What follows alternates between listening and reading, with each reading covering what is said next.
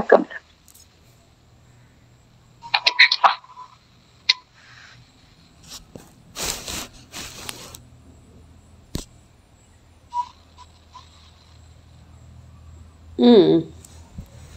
ఒక 1 minute madam.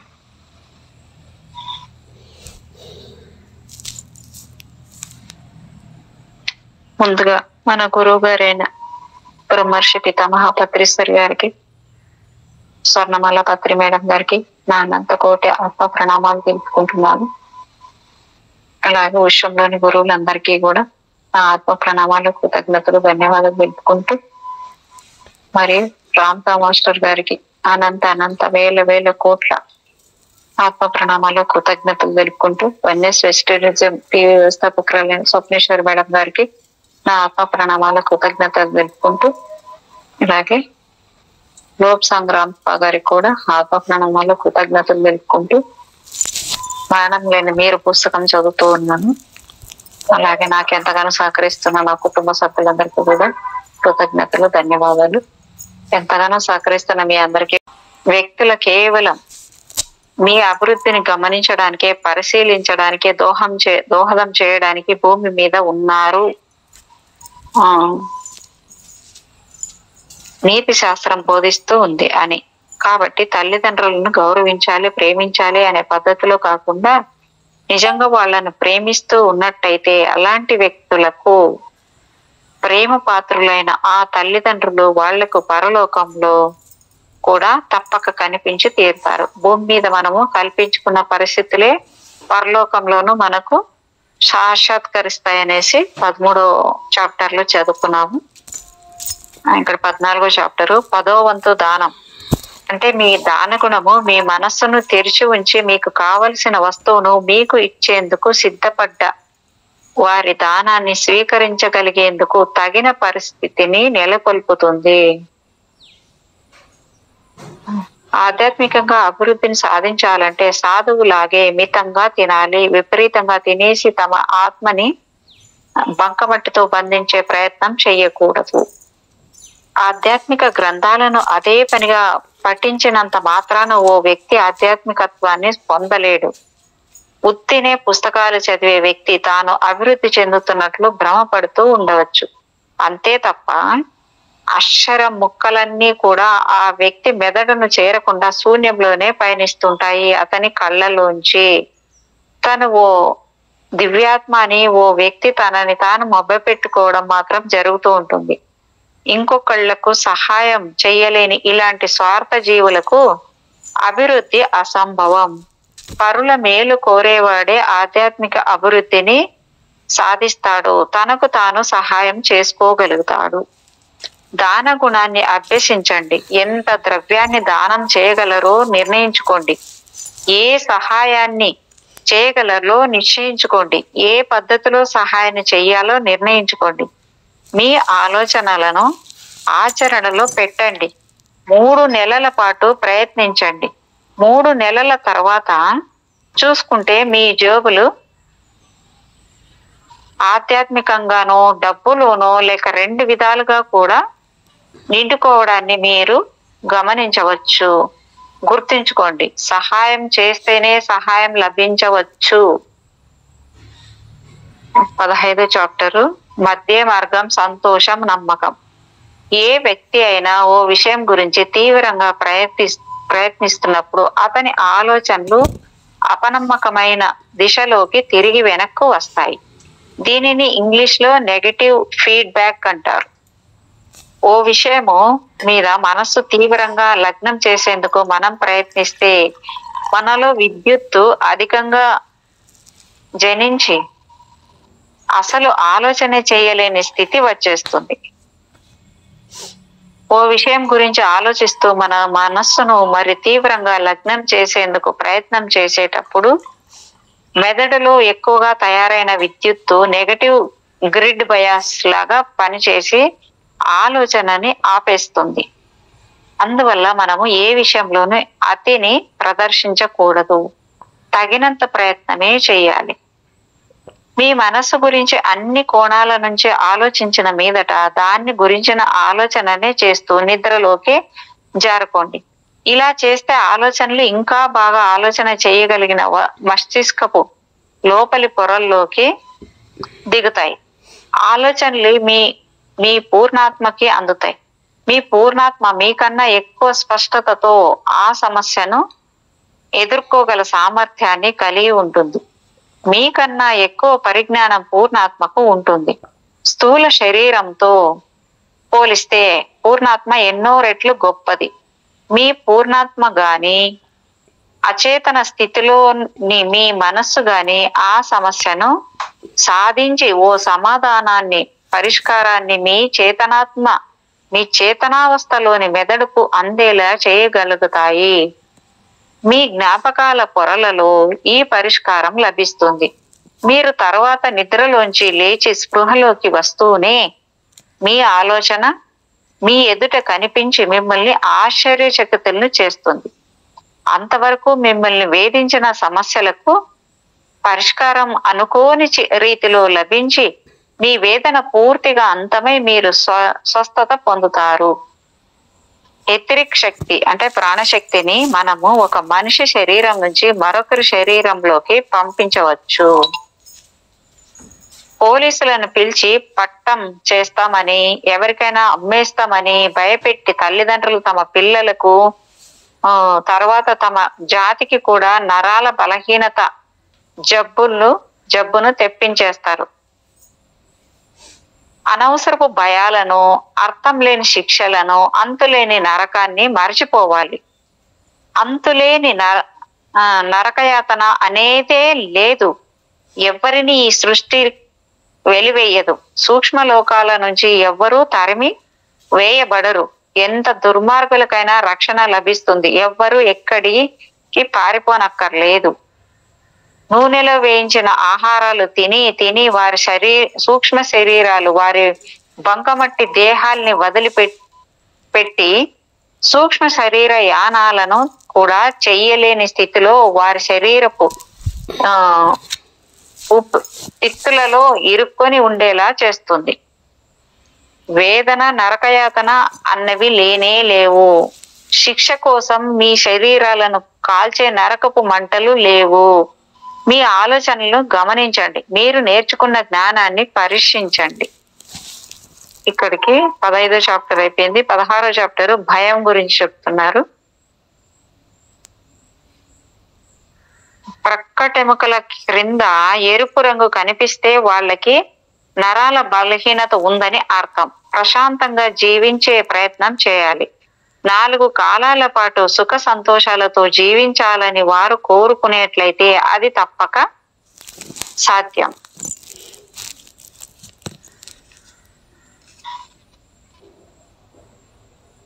ఏంటి madam ఇక్కడికి వచ్చింది? ఇది ఏదో రంగుల గురించి ఉంది. ఓకే. చేతనావస్థలో ఉండే మనస్సు కేవలం 10వ వంతు మాత్రమే మిగిలిన 9 వంతుల అచేతనావస్థలో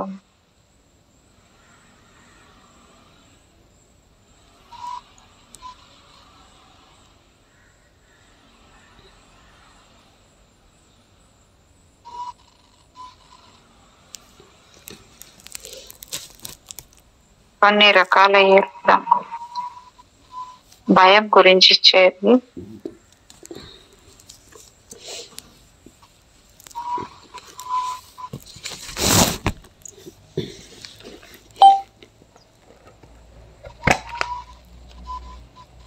చేతనావస్థలో ఉండే మనస్సు కేవలం 10వ వంతు మాత్రమే మిగిలిన 9 వంతుల అచేతన అవస్థలోని మనస్సు గురించి దీన్నే మనము సబ్ కాన్షియస్ మైండ్ అంటుంటాము.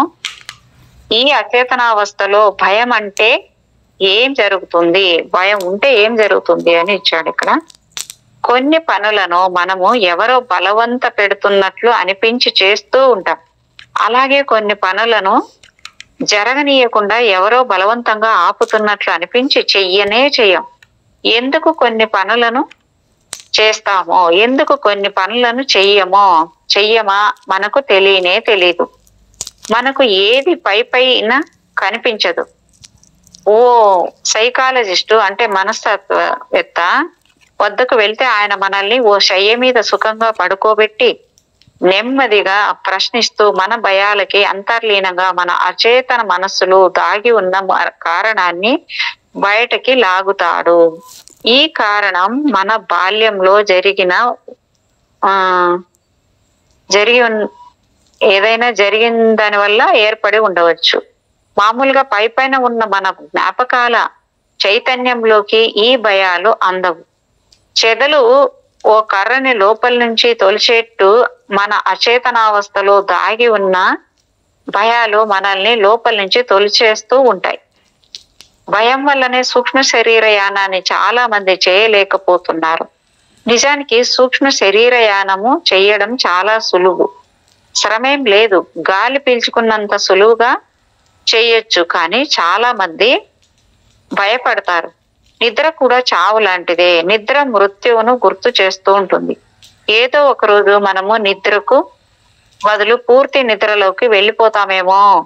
ఇలాంటివి జరగలేవు. సూక్ష్మ శరీరంలో ఏ భయమూ లేదు. భయంలోనే భయం ఉంది. మీకు తెలిసిన విషయాల్లో కొద్దిగానో తెలియని విషయాల్లోనో ఎక్కువగానో భయం మీకు కలుగుతుంది.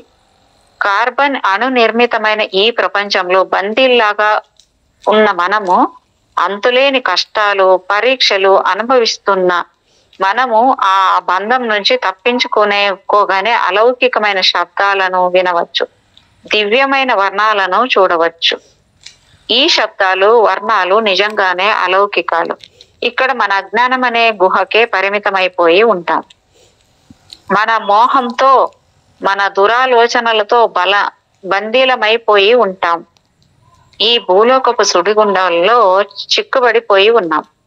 జీవించడానికి డబ్బు సంపాదిస్తూ ఉండాలి. సాంఘిక బాధ్యతలు, తప్పించుకోవడానికి వీల్లేని మొగమాటాలు ఉంటాయి. ఈ గొడవల అన్నింటి మధ్య కాస్త నిద్రపోవాల్సి ఉంటుంది. జీవితం ఒక సుడిగుండంలా అర్థం లేని రద్దీలో ఉండి ఏ పనికి కాలం చాలక పనులు ఆగిపోతూ ఉంటాయి. ఒక్క క్షణం ఆగి ఆలోచించండి. ఎందుకీ హడావిడి? మనం నిజానికి ప్రయత్నిస్తే, దినానికో అరగంట ప్రయత్నిస్తే ధ్యానానికి కేటాయించుకోలేమా? ధ్యానం చేస్తే మనం భూమి నుంచి తప్పించుకుని పోవచ్చు. కొంత సాధనతోనే సూక్ష్మ లోకంలోకి ఇంకా ఉత్తమ లోకాలకు చేరవచ్చు. ఈ భూమి మీద మన జీవితాన్ని ఒక జైలు శిక్షలాగే ఊహించండి. ఇక్కడ మన జీవితం ఎంత దుఃఖపూరితంగా ఉంటుందో మనకు తెలియడం లేదు. ఇక్కడ నుంచి ఒక్కసారి పైకి వెళ్ళి క్రిందికి చూడగలిగితే మీకు తీవ్రమైన అనుకంపం కలిగి మళ్ళీ భూమి మీదకి తిరిగి వచ్చేందుకు ఇష్టపడరు. అందువల్లే చాలా మంది సూక్ష్మ శరీరయానాన్ని చేయలేని పరిస్థితుల్లో ఉంటారు. ఎందుకంటే ముందుగా సిద్ధపడితే తప్ప, నిబ్బరంగా ఉండగలిగితే తప్ప, దేహంలోకి తిరిగి వచ్చేసిన తర్వాత మన ఆలోచనలు అత్యంత అసహ్యంగా ఉంటాయి. జ్ఞానులు ఎప్పుడూ ఒకళ్ళ ఆరాలను గమనిస్తూ ఉంటారని, వాళ్ళ ఆలోచనలు చదివేస్తూ ఉంటారని చాలా మంది అనుకుంటూ ఉంటారు. వీళ్ళ ఆలోచన ఎంతో తప్పు. భావ సంచాలన, గ్రహణ శక్తి అంటే టెలిపతి ఉన్న వాళ్ళు, యోగ దృష్టి ఉన్న వాళ్ళు, క్లెయిర్ ఓయెంట్స్, వృద్ధస్తమానము స్నేహితుల శత్రువుల ఆరాలని పరీక్షిస్తూ ఉండరు. ఇంకొకళ్ళు ఆరాలను పరిశీలిస్తూ కూర్చోవడానికన్నా గొప్ప పనులు చేయాల్సినవి ఇంకా చాలా ఉన్నాయి. మాకు తెలిసిన ఒక ఆమె మా దగ్గరికి వచ్చి తన గురించి ఏదో చెప్పడానికి ప్రయత్నించి 4-5 మాటల తర్వాత ఉన్నట్టుండి, మీకు అన్ని విషయాలు తెలిసిపోతూనే ఉంటాయి కదా, ఇంకా నేను మాట్లాడాల్సిన పనేమిటి అంటూ ఉంటుంది. అదేం కుదరదు. మాకు అన్ని విషయాలు తెలుసుకోగల శక్తి ఉన్నా అలా తెలుసుకోవడం మాత్రం నైతికంగా తప్పు. ఈ జ్ఞానులు, ద్రష్టలు, యోగులు నీతిమంతులుగా ఉన్నంత వరకు మీరు ఆహ్వానించిన మీ అంతరంగిక విషయాలను పరిశీలించరు. నైతికంగా పతనం చెందితే మీ అంతరంగిక విషయాలను పరిశీలించలేరు. కాబట్టి ఎలాంటి భయాలు మీకు అక్కర్లేదు. మీకు అప్పుడప్పుడు రోడ్ల మీద కనిపిస్తూ డబ్బులు తీసుకొని జోస్యాలు చెప్పే చాలా మందికి ఇలాంటి శక్తులేవి నిజంగా ఉండవు. కొంతమందికి ఆ శక్తులు ఇది వరకు ఎప్పుడైనా ఉండి ఉండవచ్చు. డబ్బులకు శక్తులను ప్రదర్శించే వాళ్ళ దగ్గర ఈ సిద్ధులు నిలబడవు, నశించిపోతాయి. కనుక రోడ్డు మీద మీకు చిరకాలం నుంచి జోషం చెబుతున్న స్త్రీకి నిజంగా ఇప్పటికీ ఆ శక్తి లేదని, ఇప్పుడు చేస్తున్నది మాత్రం నటనే అని గుర్తించండి. సహజంగా మీ మనస్సును ఆకలింపు చేసుకోగల చాకచక్యం ఉన్న వ్యక్తి కనుక ఆమె మీతోనే ఎక్కువ సేపు మాట్లాడించి తర్వాత మీరు తెలుసుకోవాలని అనుకునే విషయాలను ప్రస్తావించి మిమ్మల్ని ఆశ్చర్యపరుస్తుంది. మీ అంతరంగిక విషయాలను ఎవరో గమనిస్తున్నారేమోననే భయాన్ని పెట్టుకోకండి. ప్రవర్తన కలవాళ్ళు ఎవరు మీ అంతరంగిక విషయాలను రహస్యంగా పరిశీలించరు. దుర్బుద్ధి ఉన్న వాళ్ళు ఆ శక్తిని ఎప్పటికీ పొందలేరు. గుప్త విద్యలను శాసించే ఓ న్యాయం ఇది. దుశ్చింతలకు యోగ దృష్టి అసాధ్యం. ఒక ఆయనకు అది కనిపించింది అని మీరు వింటున్న కథల్ని 999% మేర తగ్గించేసి మిగిలిన దాన్ని నమ్మండి. యోగ దృష్టి ఉన్న వాళ్ళు మీరు ఏ విషయాన్ని గురించి మాట్లాడాలనుకుంటున్నారో ఆ విషయాన్ని మీరే బయట పెట్టేంత వరకు ఓర్పు వహించి ఉంటారు. మీరు సమ్మతించిన మీ ఆరాలోకి గాని మీ అంతరంగిక విషయాలలోకి గాని తమ దృష్టిని పోనీయరు. వాళ్ళు యోగాన్ని శాసించే చట్టాలకు కట్టుబడి ఉండాల్సిందే. హద్దు మీరిన వాళ్ళకి దండన తప్పదు. మనిషి చేసుకున్న శాసనాలను ఉల్లంఘించిన శిక్ష తప్పనట్లు ఆ జ్ఞానులకు మీరు చెప్పదలుచుకున్న విషయాలను గురించి చెప్పండి. మీరు నిజం చెప్తున్నారో లేదో వాళ్ళు ఇట్టే గ్రహించగలరు. ఈ జ్ఞానం గురించి ఇంతవరకు మాత్రమే మేము మీకు చెప్పగలం. జ్ఞానుల ఎదుట మీరు నిజాలను మాత్రమే చెప్పండి. అబద్ధాలాడి మిమ్మల్ని మీరు మభ్య పెట్టుకోవచ్చు, కానీ జ్ఞానుల్ని మభ్య పెట్టలేరు. కాబట్టి మళ్ళీ వినండి, మంచి జ్ఞాని మీలోకి చూడడు, చెడ్డవాడు మీలోకి చూడలేడు. ఈ భూమి మీద మనం ఇష్టం లేని వ్యక్తులతో కలిసి జీవించవలసి వచ్చినా, నచ్చని తల్లిదండ్రులకు జన్మించాల్సి వచ్చినా, అయిష్టంగా పెళ్లాడి జీవిస్తున్నా అదంతా కేవలం మనం పైన నిర్ణయించుకుని స్వయంగా ఏర్పాటు చేసుకున్న ప్రణాళిక ప్రకారమే జరుగుతూ ఉంది అనే సత్యాన్ని అర్థం చేసుకోవాల్సి ఉంది. ఓ జబ్బును తప్పించుకోవడానికి మనము ఆ జబ్బును తెచ్చిపెట్టే సూక్ష్మ జీవులనే ఓ చిన్న మోతాదులో ఒక టీకా లాగా మన శరీరంలోకి స్వయంగా ఎక్కించుకుంటున్న విషయాన్ని మనం ఇక్కడ గుర్తు చేసుకోవాలి. మనం అధిగమించాల్సిన అడ్డంకులుగా మనతో కలిసి కాపురం చేస్తున్న సహచరులు మళ్ళీ మనం మరో లోకానికి వెళ్ళిన తర్వాత కనిపించరని అర్థం చేసుకోండి. ఈ లోకంలో మనతో ఒద్దికగా ఉన్న వాళ్ళే మనతో ఉంటారు. ఒద్దిక లేని మనతో అసలు సహగమనం చేయరు. సత్యాన్ని మర్చిపోకండి. ఈ సత్యము మనకి పరలోకంలో రాబోయే ఊరటను ఇక్కడే కలిగిస్తుంది. 17వ చాప్టరు కళల గురించి. కళలు నిజమైన ఓ సూక్ష్మ శరీరానికి సంబంధించిన ఓ అనుబంధంలోని ఓ అంశమే. స్థూల సూక్ష్మ శరీరాలు ఇవి కాక ఇంకా చాలా శరీరాలు మనకు ఉన్నాయి. మనం నిద్రపోతున్నప్పుడు మన స్థూల దేహంలోంచి సూక్ష్మ శరీరం నెమ్మదిగా వేరే బయటకు వచ్చేస్తుంది.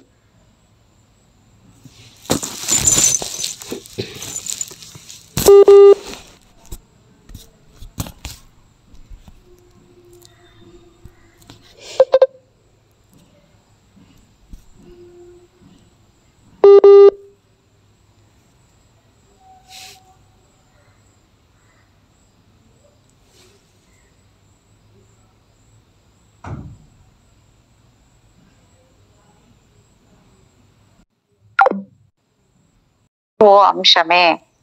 స్థూల సూక్ష్మ శరీరాలు ఇవి కాక ఇంకా చాలా శరీరాలు మనకు ఉన్నాయి. మనం నిద్రపోతున్నప్పుడు మన స్థూల దేహంలోంచి సూక్ష్మ శరీరం నెమ్మదిగా వేరై బయటకు వచ్చేస్తుంది. ఈ విధంగా అది వేరైనప్పుడు నిజంగానే మన మనస్సు శరీరం నుంచి వేరవుతుంది. భౌతిక శరీరం ఓ యంత్రం లాగా ఉంటుంది గాని నడిపించేవాడు మాత్రం ఉండడన్నమాట. స్థూల శరీరానికి కొంత ఎత్తులో గాలిలో ఊగుతున్న సూక్ష్మ శరీరము కొంతసేపు తాను ఏం చెయ్యాలో ఎక్కడికి వెళ్ళాలో నిర్ణయం తీసుకోవడానికని ఆగుతుంది. ఓ నిర్ణయం జరగగానే సూక్ష్మ శరీరం కాళ్ళు నేల వైపు మొగ్గేలా రాలి బహుశా పరుపు చివరలో నిలబడవచ్చు. తర్వాత ఓ కొమ్మ మీద నుంచి ఓ పిట్ట రివ్వున లేచి వెళ్ళి పోయేట్టుగా ఈ సూక్ష్మ దేహం సిల్వర్ కార్డ్ చివర్లో ఉంటూ ఎటో వెళ్ళిపోతుంది. మన స్నేహితుల వద్దకి మనము సూక్ష్మదేహంతో వెళ్ళడంలో ఆశ్చర్యం ఏముంది? మనం అందరం ప్రతి రాత్రి స్థూల శరీరాన్ని వదిలి పెడుతూనే ఉన్నాం. సూక్ష్మ శరీర యానాలను చేస్తూనే ఉన్నాం. ప్రయాణం అంటే మనం ఎక్కడికో ఓ చోటికి వెళ్లాల్సిందే కదా.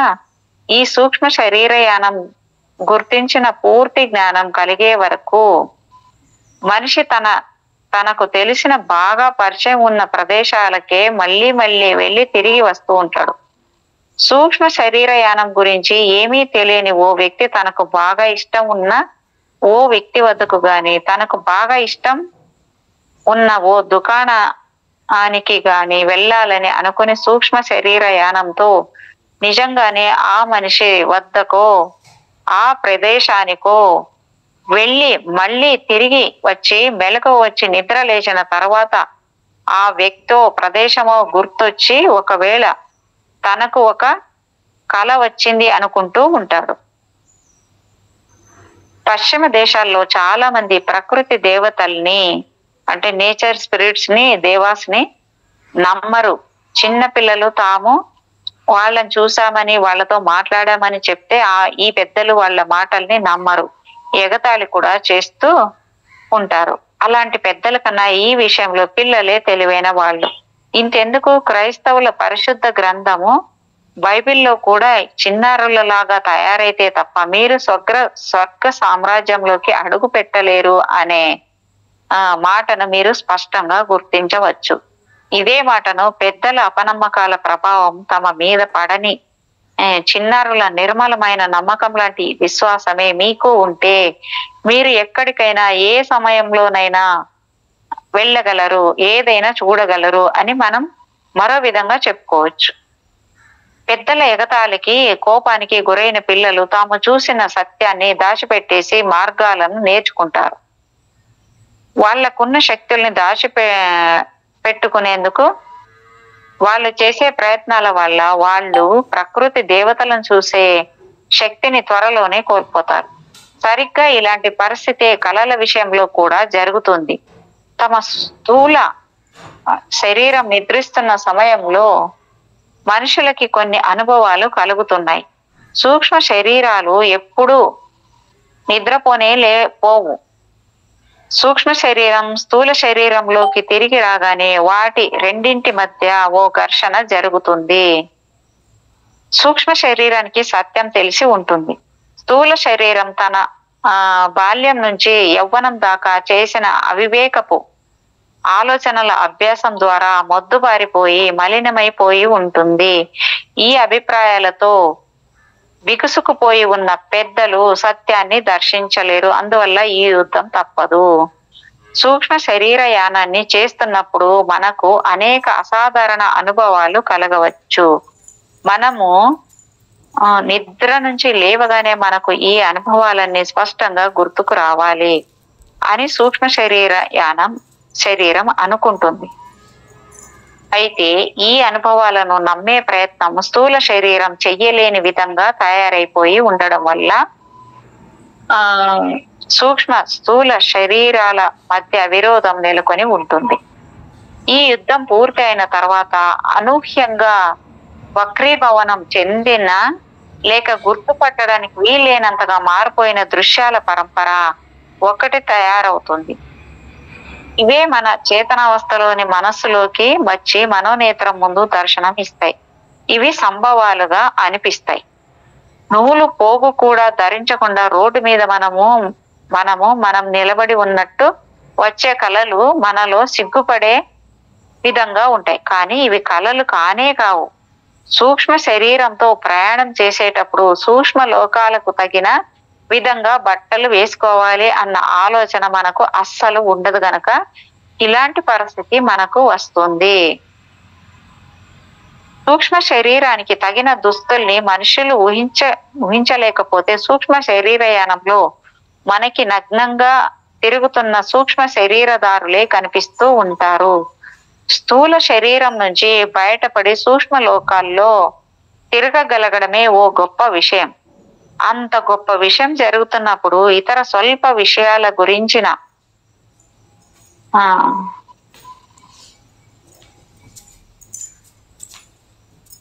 సృష్టి మొదట్లో స్త్రీ పురుషుల తమ ముందున్న లాగా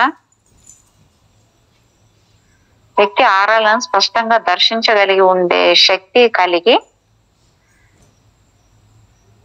ఉండేవారు. వాళ్లకు అందరి ఆలోచనలు స్పష్టంగా గోచరిస్తూ ఉండేవి. అప్పటి జనము దాచుకునే ప్రదేశాల్లో ఈ ఆరాల్లోని రంగులు మరింత స్పష్టంగా వెలుగు చిమ్ముతూ ఉండేవి. మానవులు, ముఖ్యంగా స్త్రీలు, తమ ఆలోచనలను, ఉద్దేశాలను ఎవ్వరూ తెలుసుకోకూడదని అనుకుంటూ ఉంటారు.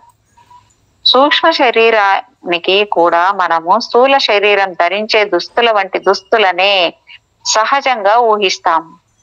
ఇలాంటి ఆలోచనని మనము చెయ్యకపోతే సూక్ష్మ శరీర యాత్రికుడిని దర్శిస్తున్న జ్ఞాని పూర్తిగా నగ్నంగానే తిరుగుతున్న వ్యక్తిని చూస్తాడు. మా వద్దకు అనేక మంది సూక్ష్మ శరీరాలతో వస్తూ ఉంటారు. వాళ్లలో చాలా మంది బట్టలు లేకుండా ఉండడాన్ని మేము దర్శించాము.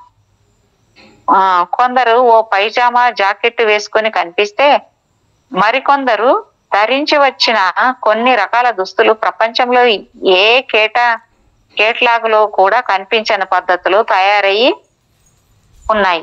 ఈ అలౌకిక దుస్తులు అనేక ఆకారాల్లో చిత్ర విచిత్ర రీతుల్లో దర్శనమిస్తూ ఉంటాయి.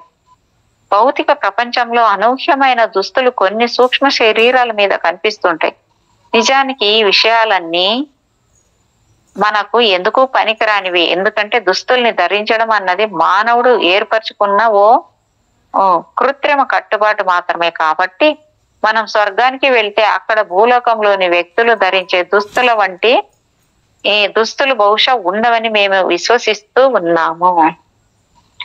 సూక్ష్మ లోకాల్లో నిజంగా జరిగిన సంఘటనల ఆధారంతో స్థూల సూక్ష్మ శరీరాల మధ్య జరిగిన ఘర్షణల వల్ల ఫలితంగా రూపుదిద్దుకోబడిన అభూత కల్పనలతో హేతుబద్ధంగా ఏర్పడ్డ చిత్రమాలికలే ఈ కళలు. సూక్ష్మ శరీరంతో ఉన్న మనకు అన్ని వస్తువులు మరింత వన్నెలను విరిజిమ్ముతూ చిత్రవర్ణాలను రమణీయంగా గోచరింపజేస్తూ అత్యంత స్పష్టతతో కనిపిస్తాయి. లౌకికంగా ఇంత స్పష్టత మనకు లభ్యం కావడం అసంభవం.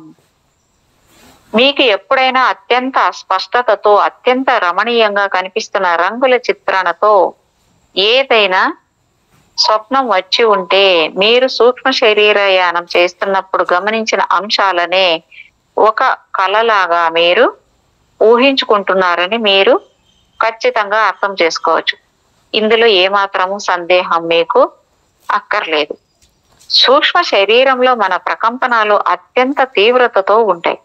స్థూల శరీరంలోని ప్రకంపనాల స్థాయి తక్కువగా ఉంటుంది. స్థూల శరీరంలోంచి బయటికి వెళ్ళి మళ్ళీ లోపలికి తిరిగి రావడానికి ఇబ్బంది పెట్టే అంశాలను మనము స్థిమితంగా అర్థం చేసుకుంటే ఆ జ్ఞానంతో స్థూల సూక్ష్మ శరీరాల మధ్య ఒక సంయమనాన్ని సాధించే ప్రక్రియను స్వయంగా కల్పించుకోవచ్చు.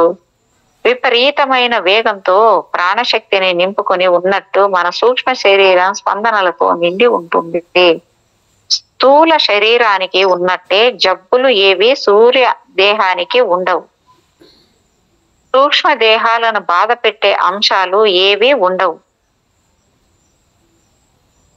సూక్ష్మ శరీరయానపు అనుభవాల నుంచి తిరిగి స్థూల దేహంలోకి చేరుకోబోయే ముందు మనకి వచ్చే సమస్య స్థూల శరీరంలోకి ఎలా వెళ్ళడమా అని స్థూల శరీరం కంటే ఎక్కువ తీవ్రతతో సూక్ష్మ శరీరం కంపిస్తూ ఉంటుంది. ఒక శరీరపు వేగాన్ని మనం తగ్గించలేము. ఇంకో శరీరపు వేగాన్ని కొంత ప్రయత్నించి కొద్దిగా మాత్రమే పెంచగలము. కాబట్టి కొంతసేపు ఆగి రెండు ప్రకంపనాల మధ్య కొంత శృతిని సాధించాల్సి ఉంటుంది. సాధనతో దీనిని సాధించవచ్చు. సూక్ష్మ శరీరపు ప్రకంపనాలను కొంత ప్రయత్నంతో తగ్గించుకోవచ్చు. స్థూల శరీరపు ప్రకంపనాలను కొంత ప్రయత్నంతో హెచ్చించుకోవచ్చు. ఇలా ప్రయత్నంతో కొంత సామర్థ్యాన్ని సాధించినప్పటికీ స్థూల శరీర మధ్య ప్రకంపనాల తీవ్రస్థాయి భేదం ఎక్కువగానే ఉంటుంది. రెండు ఒకదానికి మరొకటి దగ్గరగా వచ్చినప్పుడు ఈ ప్రకంపనాలు రెండు పరస్పర ప్రేరితాలై ఒక సామరస్యమైన శృతిలోకి వస్తాయి. ఓ సమ్మేళన స్వరము ఏర్పడుతుంది. ప్రకంపనాల మధ్య ఒక ఒద్దిక ఏర్పడుతుంది. దీనివల్ల మనం స్థూల దేహంలోకి క్షేమంగా చేరుకోగలం. అభ్యాసం వల్ల, పుట్టుకతో నుంచి ఏర్పడి ఉన్న శక్తి వల్ల, జాతి లక్షణాలు జ్ఞాపకాల వల్ల ఇది సాధ్యం. పట్టుదలతో దీన్ని సాధించిన తర్వాత మనకు సూక్ష్మ శరీరపు అనుభవాలు అన్నీ బాగా గుర్తుంటాయి. అభ్యాసం లేకుండా స్థూల శరీరంలోకి తిరిగి రావడం కూడా ఇంచుమించు కష్టంతోనే కూడుకుని ఉంటుంది.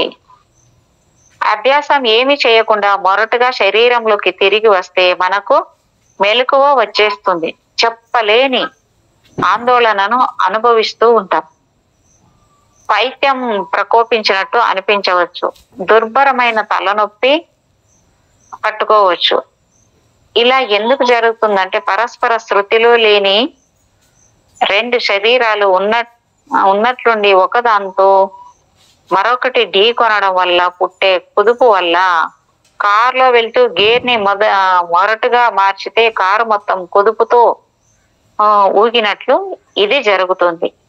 సూక్ష్మ శరీరం స్థూల శరీరాన్ని పూర్తిగా అనుసరించి నిలబడకుండా ఓ ప్రక్కకి కాస్త ఎక్కువగా ఇరుక్కొని వాలి ఉండవచ్చు. అంచేత చాలా ఇబ్బందిని మనము అనుభవంలోకి తెచ్చుకోవచ్చు. దురదృష్టవశాత్తు ఇలాగ జరిగితే నిద్రపోవడమో, వీలైనంత ఎక్కువ విశ్రాంతి తీసుకోవడమో తప్ప మరో మార్గాంతరం మనకు లేదు. అలా విశ్రాంతి తీసుకుంటున్నప్పుడు వీలైనంత వరకు అటు ఇటు కదలకుండా ఉండాలి. వీలైనంత వరకు ఆలోచనలు కూడా బాగా తగ్గించేసుకోవాలి.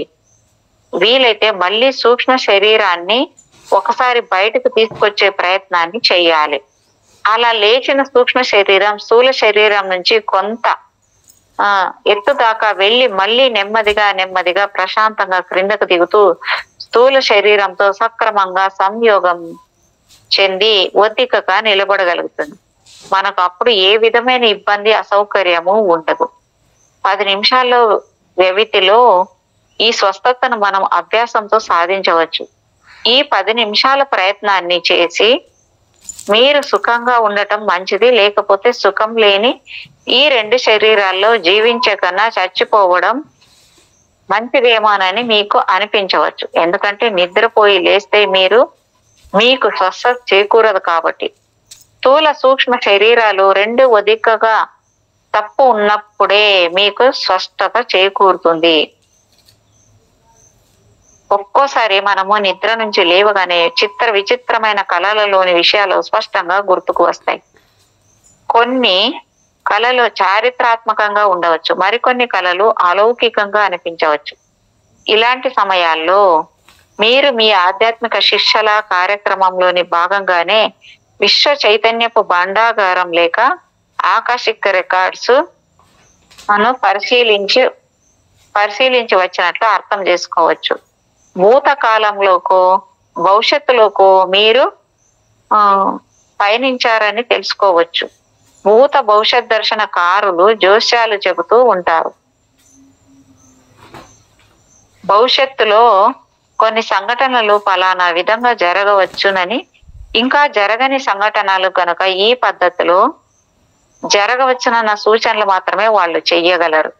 భవిష్యత్ దర్శన మార్గం ఇలాగే ఉంటుంది. కాబట్టి మీరేం గ్రహించవచ్చునంటే సూక్ష్మ శరీరయానం అనుభవాలు ఎన్ని గుర్తుంచుకుంటే అంత ఉపయోగం మనకు కలుగుతోంది అని ఎంతో ఎంతో కష్టపడి నేర్చుకున్న విషయాలను కొన్ని నిమిషాల లోపలే మర్చిపోతే మనకేం ప్రయోజనం చేకూరుతుంది. అనేక సార్లు వ్యక్తులు నిద్ర నుంచి లేస్తూనే బాగా చీకాకు పడుతూ ఉంటారు, అందరి మీద మండిపడుతూ ఉంటారు. ఈ సృష్టి మీదే వాళ్ళకి ఆ సమయంలో సదభిప్రాయం కలగదు. ఇలాంటి దరిద్రపు మూడులోంచి తేరుకొని మళ్ళీ మామూలు మనుషులుగా కావడానికి వాళ్లకు ఎన్నో గంటలు పట్టవచ్చు. ఇలాంటి దయనీయమైన పరిస్థితి సంభవించడానికి అనేక కారణాలు ఉంటాయి. ఆ కారణాల్లో ఒక కారణం ఇది. సూక్ష్మ దేహంలో ఉన్నప్పుడు మానవులు ఎన్నో మంచి పనులను చేస్తూ ఉండవచ్చు, ఎంతో ఉత్సాహం కలిగించే ప్రదేశాలను దర్శిస్తూ ఉండవచ్చు, తమకి సంతోషాన్ని కలిగించే అనేకుల్ని చూస్తూ ఉండవచ్చు.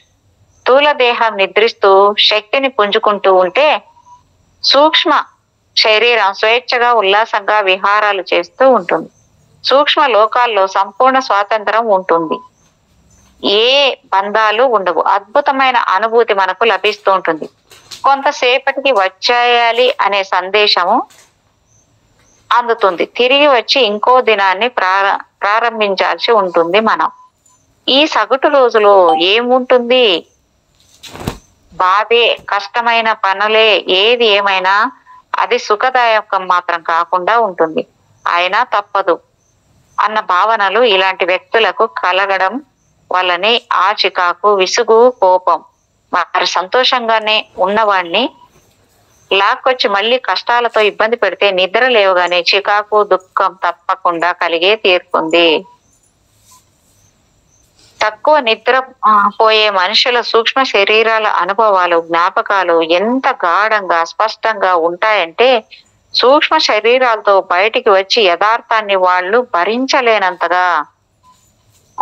భరించలేనంత ఈ కారణం చేత వాళ్ళ సూక్ష్మ శరీరాలు స్థూల శరీరాలనే గట్టిగా అంటిపెట్టుకొని ఉంటాయి, బయటికి వచ్చేందుకు ఇష్టపడవు. త్రాగుబోతులు కొందరికి నిద్రపోవాలంటే విపరీతమైన భయం కలుగుతూ ఉంటుంది, ఎందుకంటే పడుకుని సూక్ష్మ శరీరాలు బయటకు వస్తూనే వాటిని పట్టి పీడించేందుకు సిద్ధంగా సూక్ష్మ లోకాల్లోని కొన్ని జీవులు కాచుకొని గుమిగూడి ఉంటాయి. నిద్ర పోని వాళ్ళు స్థూల శరీరాలు ఎప్పుడూ మేలుకొనే ఉండి రెండు శరీరాలకు ఎంతో ఇబ్బందిని, కష్టాన్ని కలిగిస్తూ ఉంటుంది. వీళ్ళు ఎప్పుడూ ఉద్విగ్నంతో ఉండి ఒక్క క్షణం కూడా విశ్రాంతిని పొందలేరు. వీళ్ళ మనసులలో వాళ్ళు చేసే తప్పుడు పనుల గురించిన విషయాలు నిండి ఉండి నిద్రపోవాలంటే వీలు లేని పరిస్థితిని కలిగిస్తాయి. పడుకోగానే తామెంత నీచులో అర్థమైపోయి తాము నిజంగా ఏ పనికి వచ్చే పనులు చెయ్యలేకపోతున్నామో, ఏ పనికి రాని పనులు చేస్తున్నామో ఆ విషయాన్ని గుర్తొచ్చి వాళ్ళకి కొంచెం కూడా ప్రశాంతత ఏర్పడదు. ఇదే ఒక అలవాటుగా మారిపోతుంది. నిద్ర ఉండదు, విశ్రాంతి ఉండదు, పూర్ణాత్మకు స్థూల శరీరాన్ని పరిశీలనగా గమనించే అవకాశమే లభించదు. అదుపు లేకుండా ఇష్టం వచ్చినట్లు రోడ్ల మీద దౌడు తీస్తున్న గుర్రాల్లాగా వీళ్ళు మిగతా అందరికీ హాని కలిగిస్తూ ఉంటారు. నిద్ర పట్టదు కనుక ఈ జీవితం నుంచి వాళ్లకు ఏ లాభము కలగదు, ఏ ఉపయోగము లేకుండా చదువుతున్నారు. కాబట్టి సరిగ్గా బ్రతికేందుకు మళ్ళీ ఇంకోసారి భూమి మీద జన్మ ఎత్తాల్సి ఉంటుంది. మీకు వచ్చిన కళ మీ కల్పనో లేకపోతే సూక్ష్మ శరీర యానపు అనుభవాలని గురించిన తప్పుదారి పట్టించి ఊహా చిత్రమో తెలుసుకోవడం ఎలా అని మీరు అనుకుంటున్నారా? ఈ ప్రశ్నకు మీరు మీకే వేసుకోవడం చాలా సులభమైన పద్ధతి. ఆ కళలో మీకు ప్రతి వస్తువు బాగా స్పష్టంగా కనిపిస్తోందా? అలా చాలా స్పష్టంగా ప్రతి వస్తువు కనిపించి ఉంటే అది తప్పక సూక్ష్మ శరీర యానపు అనుభవంగానే మీరు అర్థం చేసుకోవచ్చు. భూమి మీద కంటే స్పష్టంగా రంగులు మీకు కనిపించాయా? ఇది కూడా సూక్ష్మ శరీర యానపు అనుభవమే.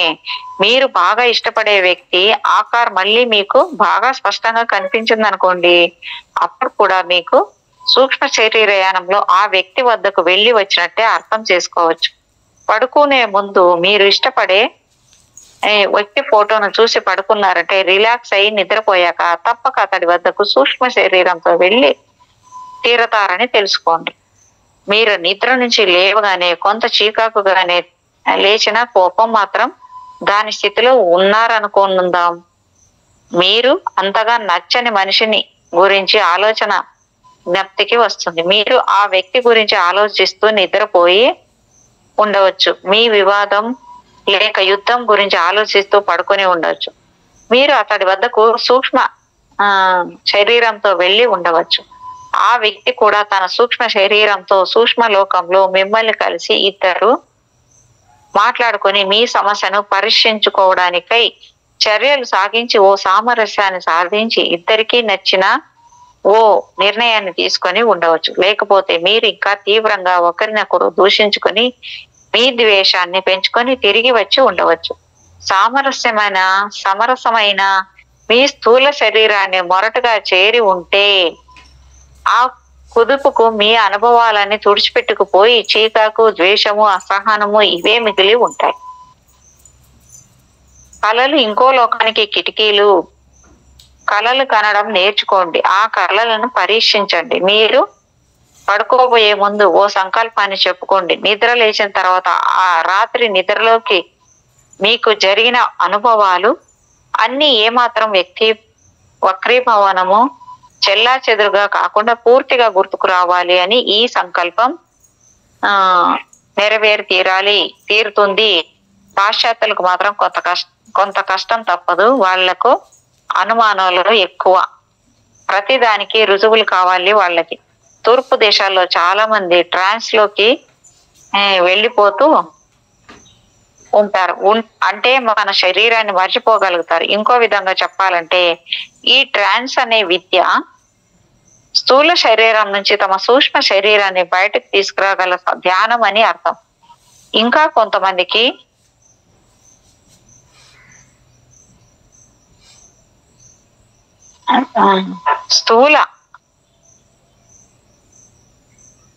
ఇంకో విధంగా చెప్పాలంటే ఇంకా కొంతమందికి నిద్రపోయి లేవగానే జవాబులు, సమాధానాలు, సరైన పరిష్కారాలు చటుక్కున స్ఫురిస్తూ ఉంటాయి. మీరు కూడా ఇలాంటి శక్తిని సంపాదించుకోవచ్చు. సాధనతో సంపాదించగలము అనే నమ్మకం పెట్టుకొని కళలను సక్రమంగా కనడం నేర్చుకొని మరో లోకపు కిటికీలను తెరిచి ఉంచే ప్రయత్నం చేసి సృష్టిలోని అత్యంత శోభాయమాన కళలని అనుభవించండి.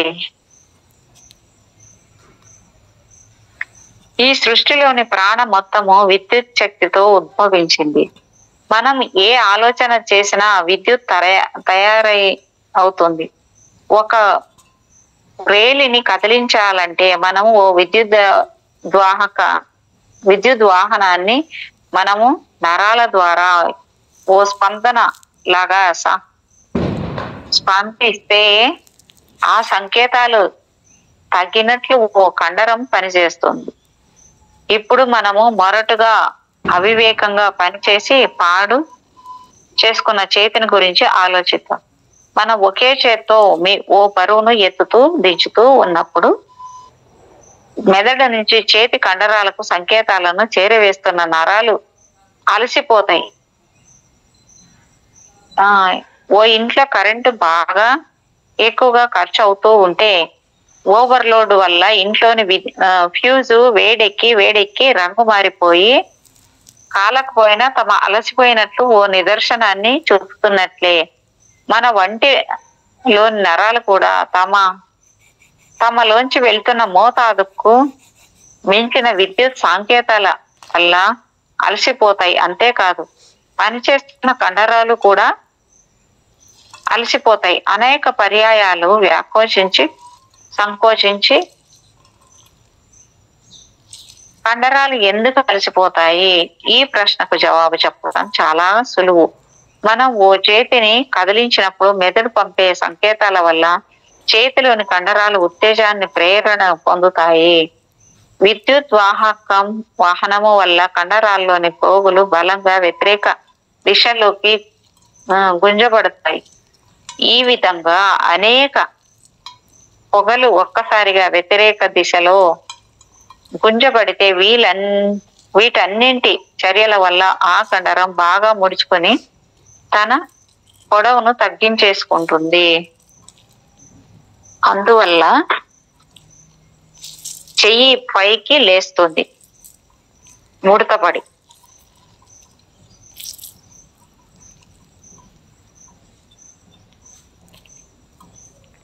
ఇదే సమయంలో ఇంకో చర్య కూడా జరుగుతూ ఉంటుంది. కండరాల్లోంచి బయటకు వచ్చి అటు ఇటు కదులుతున్న ద్రవాలలోని రసాయనాలు కొన్ని చిన్న చిన్న స్ఫటికాలుగా గడ్డకట్టిపోవడం ప్రారంభిస్తాయి. ఈ స్ఫటికాలు కండరాలు టిష్యూలలో ఇరుక్కుంటాయి. తయారవుతున్న ద్రవాలని కండరాల్లోకి టిష్యూల్లో పీల్చుకునే వేగం కంటే ద్రవాలు ఊరే వేగం ఎక్కువైతే ఆ పరిస్థితిలో స్ఫటికాలు తయారవడం ఎక్కువగా అవుతాయి. ఈ స్ఫటికాల అంచులు చాలా పదునుగా బాగా మనలు తేలి ఉండడం వల్ల కండరాల్ని టిష్యూల్లో అడ్డం పడి గుచ్చుకొని మనం కంఠాన్ని కదుపుతున్నప్పుడల్లా తీవ్రమైన బాధను కలిగిస్తాయి. మనం చేస్తున్న పనిని ఆపేసి 1 రోజు 2 రోజులు విశ్రాంతి తీసుకోవడం వల్ల కండరాలు టిష్యూలలోని స్ఫటికాలు మళ్ళీ మెల్లగా కరిగిపోయి కండరాలు ఒకదాని మీద మరొకటి సులభంగా జారుతూ సక్రమంగా హాయిగా పని చేయగలిగిన స్థితికి తిరిగి చేరుకుంటాయి. కీళ్లు నొప్పులున్న వాళ్ళకి ఎక్కడెక్కడో ఏర్పడే ఈ స్ఫటికాలు ఈ జబ్బున్న వాళ్ళ కాళ్ళు చేతులను పట్టుకొని వాటిని బిగబట్టి ఉంచుతాయి. వీళ్ళు చేతుల్ని వాళ్ళ కాళ్ళని కదపవచ్చు, కానీ అలా చేయాలంటే ఎంతో బాధను భరించాల్సి ఉంటుంది. వీళ్ళు బాధిత అంగాలు టిష్యూల్లోని స్ఫటికాలను కరిగించే మార్గాన్ని ఎవరినైనా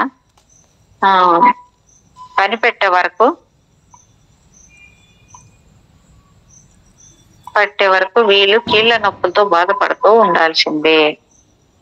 మనం విపరీతంగా ఆలోచిస్తున్నప్పుడు మన మెదడులో తయారయ్యే విద్యుత్ తగ్గిపోతుంది.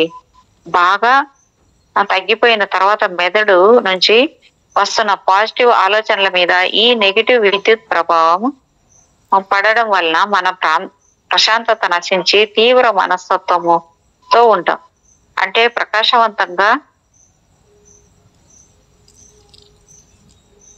ప్రకాశవంతంగా ఉండే మన ప్రకృతికి సరిగ్గా విరుద్ధంగా తయారవుతుంది. అలసిపోవడం వల్ల కానీ మీరే కారణం వల్ల కానీ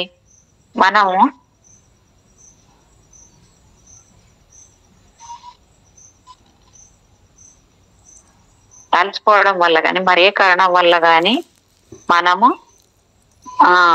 బ్యాడ్ టెంపర్ లో ఉంటే ఆ పరిస్థితికి అర్థం ఏమిటో తెలుసా? దానికి అర్థం మనలో ఉన్న విద్యుత్తును ఉత్పత్తి చేసే జీవ కణాలను మనమే నాశనం చేసుకుంటున్నామని, ఆ జీవ కణాలు నాశనం అయిపోతున్నాయని అర్థం. ఆరోగ్యం కోసం మిమ్మల్ని భోజనం మానేసి నోరు కట్టేసుకోమని సలహానిచ్చే సన్నపడే విద్యల్ని నేర్చుకోకండి. ఎందుకంటే కాస్త కండపట్టి ఉండేవాళ్లే సాధారణంగా సంతోషంతో ప్రశాంతంగా ఉంటారు. సన్నగా వేలాడుతూ బహుశా గిలకల్లా ఎముకలు చప్పుళ్ళు చేసుకుంటూ తిరుగుతూ ఉండేవాళ్ళ కన్నా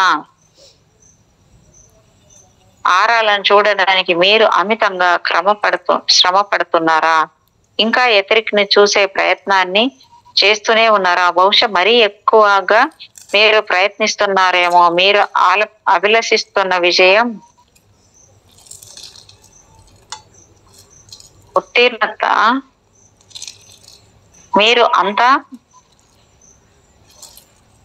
మీరింకా తెలుసుకోకుండా ఉంటే నిస్పృహ చెందకండి.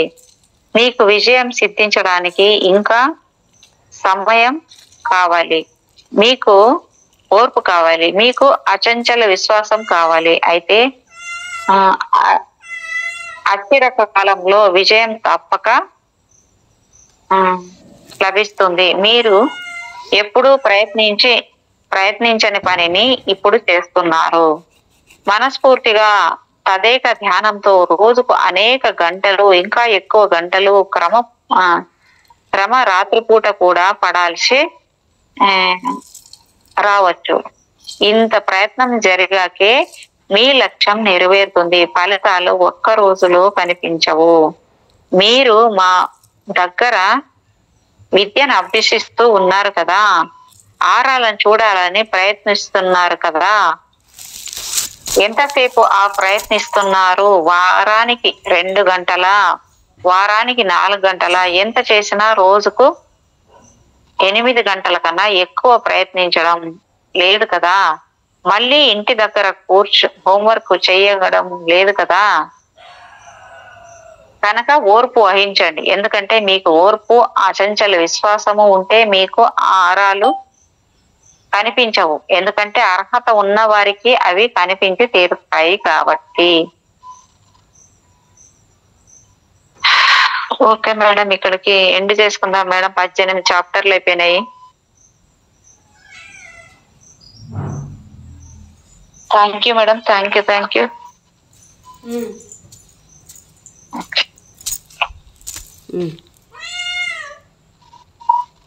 సిల్వర్ కార్డులే.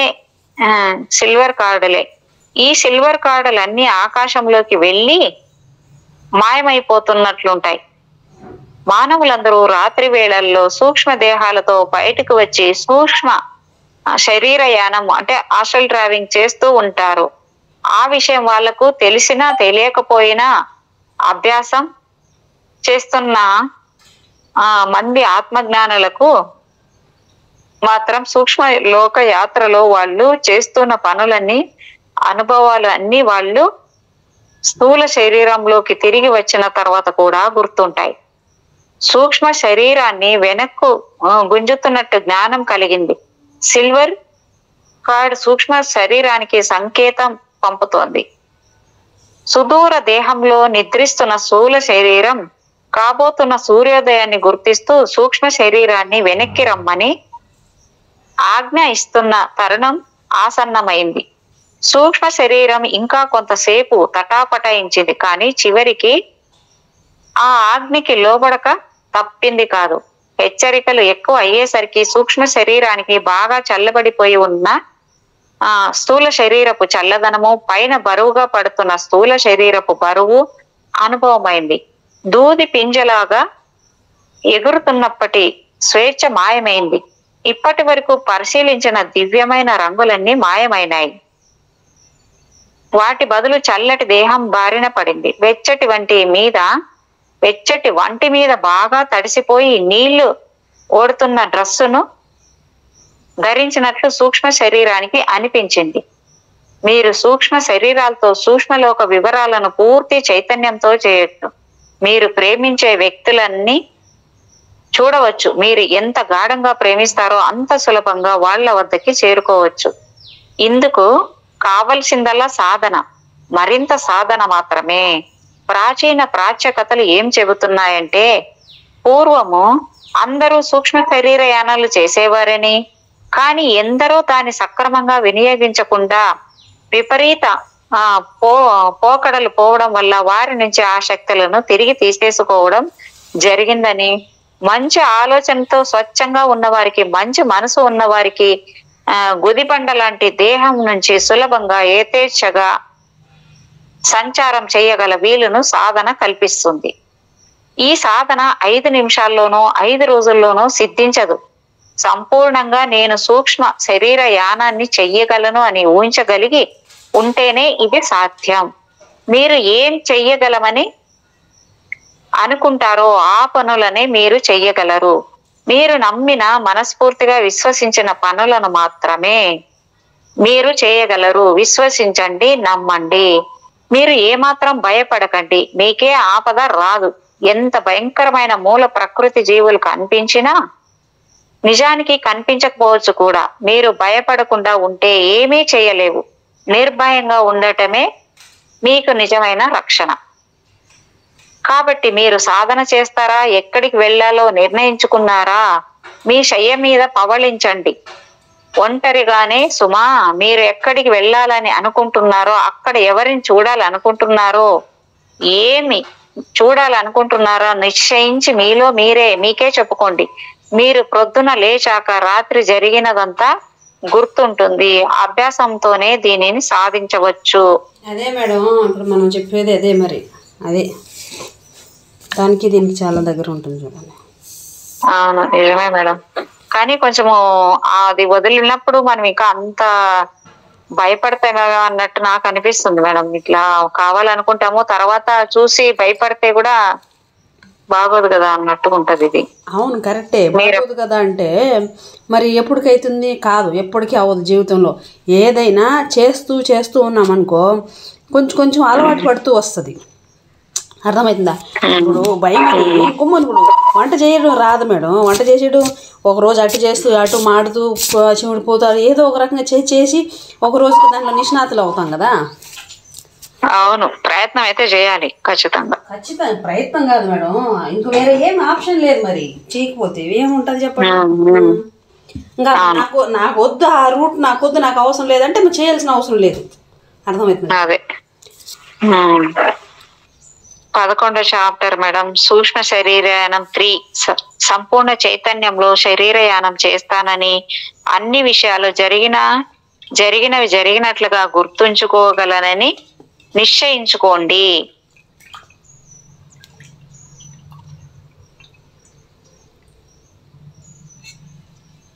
ఒక మాటని అనేక సార్లు పునరుచ్చరణ చేస్తూ ఉండండి. ఫలానా రోజు సాయంత్రాన సూక్ష్మ శరీరయానం చేయబోయే నేను ఆ కార్యాన్ని నా సంపూర్ణ చైతన్యంతో నిర్వహించగలనుగాక. స్వశరీరంలోకి పునః ప్రవేశించిన తరువాత నా అనుభవాలన్నీ నాకు గుర్తుండగలవుగాక. ఈ యానాన్ని నేను నిర్విఘ్నంగా సాగించగలనుగాక అని చెప్పుకోవాలంటే మేడం ఇక్కడ. అంతే కదా, అన్ని నేను చేయగలను, మల్టీ డైమెన్షనల్ గా నేను వెళ్ళగలను.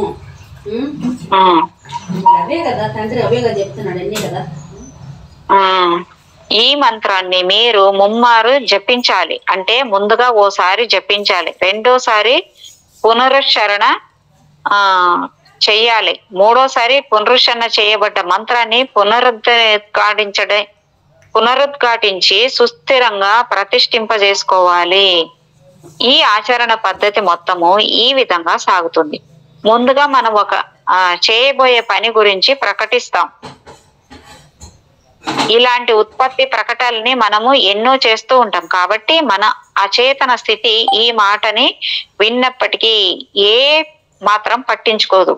పైగా వాగుడు కాయ మాటలు ప్రయోజనం లేనివిలే అని కొట్టిపారేస్తుంది కూడా.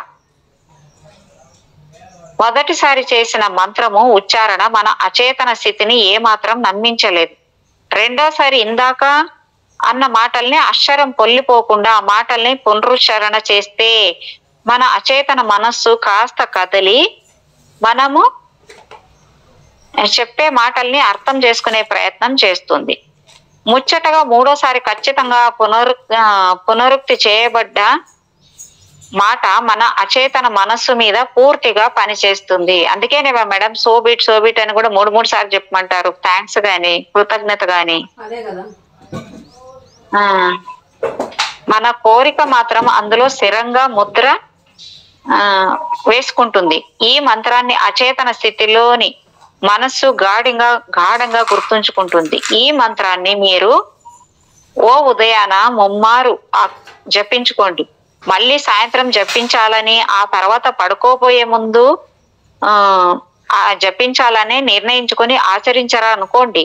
ఒక్కోసారి మంత్రాన్ని జపిస్తుంటే చెక్కలోకి ఓ పెద్ద మేకును సుత్తి పెట్టి ఒక్కో దెబ్బ వేసి దిగ్గాడుతున్నట్టు మీ అచేతన స్థితిలోకి మీ కోరికని స్థిరంగా లోపలికి పంపుతున్నట్టు మీరు అర్థం చేసుకోవచ్చు. ఒక్క దెబ్బతోనే మేకు చెక్క లోపలి వరకు ఎలా పోదో ఒక్కసారే జపించబడ్డ ఈ మంత్రము మీ అంతఃకరణకు చేరదు. ఒక్కో దెబ్బ మేకును చెక్క లోపలికి ఎలా పంపుతుందో ఒక్కో మంత్రం పునరుచ్చరణ కొంచెం కొంచెంగా కోరికను మనం అచేతన మనసును లోపలి పొరల్లోకి గాఢంగా నాటుకునేట్లు చేస్తుంది. మీ మంత్రాలను మీరు ఒంటరిగా ఉన్నప్పుడే పరీక్షించాలి. ఎవరి ముందు వీటిని ఉచ్చరించకూడదు. మంత్రాలను నమ్మని జనము మనల్ని ఎగతాళి చేయవచ్చు, లేకపోతే మనలో కూడా అనుమాన బీజాలను పడేసి నీళ్లు చల్లిపోవచ్చు. ఇలా ఎగతాళి చేసిన వారి వల్లే, ఇలా అనుమానాలు సృష్టించే వారి వల్లే మానవులు ప్రకృతి దేవతలతో స్నేహాన్ని మర్చిపోగలిగారు. కనీసం వాళ్ళని చూడనైనా చూడలేకపో. ఇంతకుముందు ఏంటి మేడం? ఇంతకుముందు చదివినట్టున్నాయి నేను. లేదు మేడం, ఇది ఇంకా కొత్తగా, ఇది 11 చాప్టర్ ఈ రోజు. అయినా కూడా ఇంతకుముందు లాస్ట్ చాప్టర్ లో కూడా వచ్చింది. అవును, ఇట్లే వచ్చింది. అవును, కనీసం వాళ్ళని చూడనైనా చూడలేకపోతున్నారు. అన్ని జంతువులతో పూర్వము తాము జరిపినట్లు, అంటే మనోభాషణ జరిపినట్లు టెలిపతిక్ సంభాషణలు జరపలేకపోతున్నారు.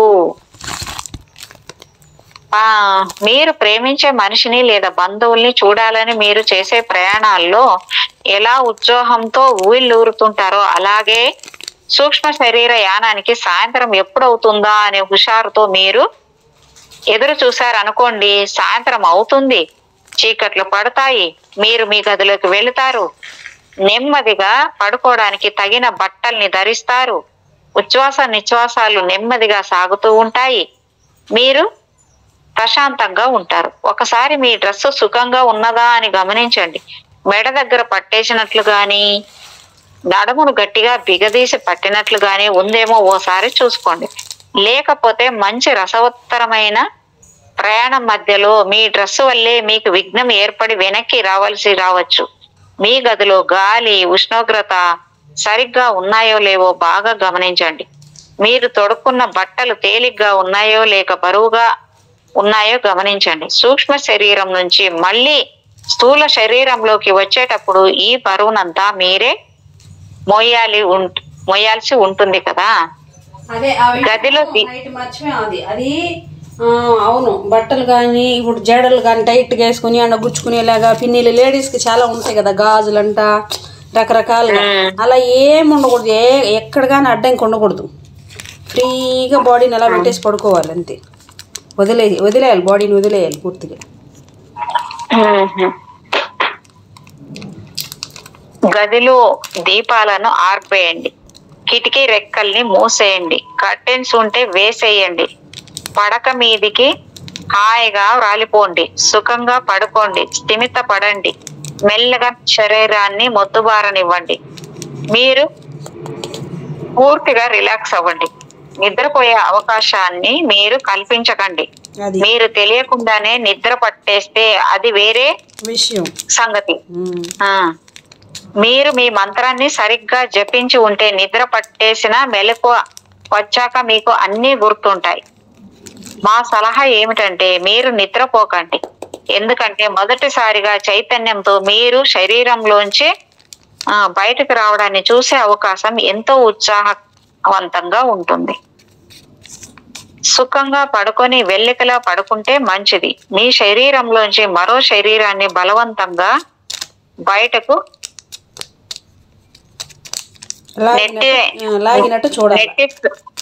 నెట్టిస్తున్నట్టు ఊహించండి. మీ శరీరంలోంచి దయ్యం లాంటి సూక్ష్మ శరీరం బయటకు వస్తున్నట్టు ఊహించండి.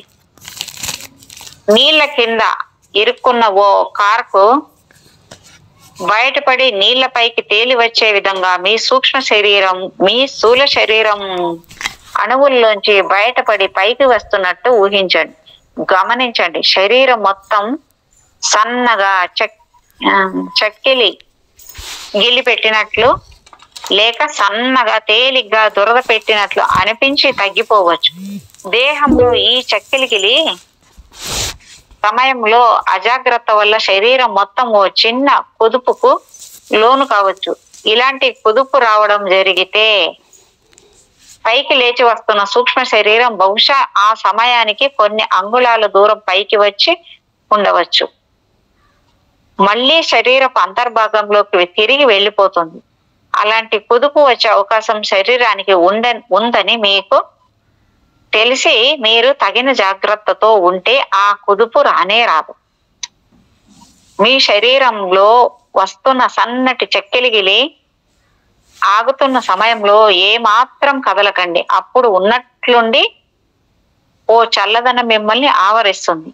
ఏదో మీ శరీరంలోంచి బయటికి వచ్చేసినట్లు ఓ చల్లదనం మిమ్మల్ని ఆవరిస్తుంది. ఏదో మీ శరీరంలోంచి బయటికి వచ్చేసినట్లు మీకు అనుభూతి కలుగుతుంది. మీ పైన ఏదో వేలాడుతున్నట్లు అనిపించవచ్చు. ఇంకా బండగా గట్టిగా చెప్పాలంటే మీ మీదకు ఎవరో ఓ దిండును పడేస్తున్నట్లు అనిపించవచ్చు. మీ మనస్సును ఆలోచనలు దారి మళ్లించకండి.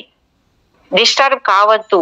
మీరు డిస్టర్బ్ కాకుండా ఉంటే మిమ్మల్ని మీరే మంచం చివరి నుంచో మీ పై కప్పు నుంచో కిందకో చూస్తూ ఉండడం మీకు స్పష్టంగా అర్థమవుతుంది. ఎంత వీలైతే అంత జాగ్రత్తగా మీ స్థూల శరీరాన్ని గమనించండి. మొదటిసారి కన్నా స్పష్టంగా మరెప్పటికీ మిమ్మల్ని మీరు చూసుకోలేరు.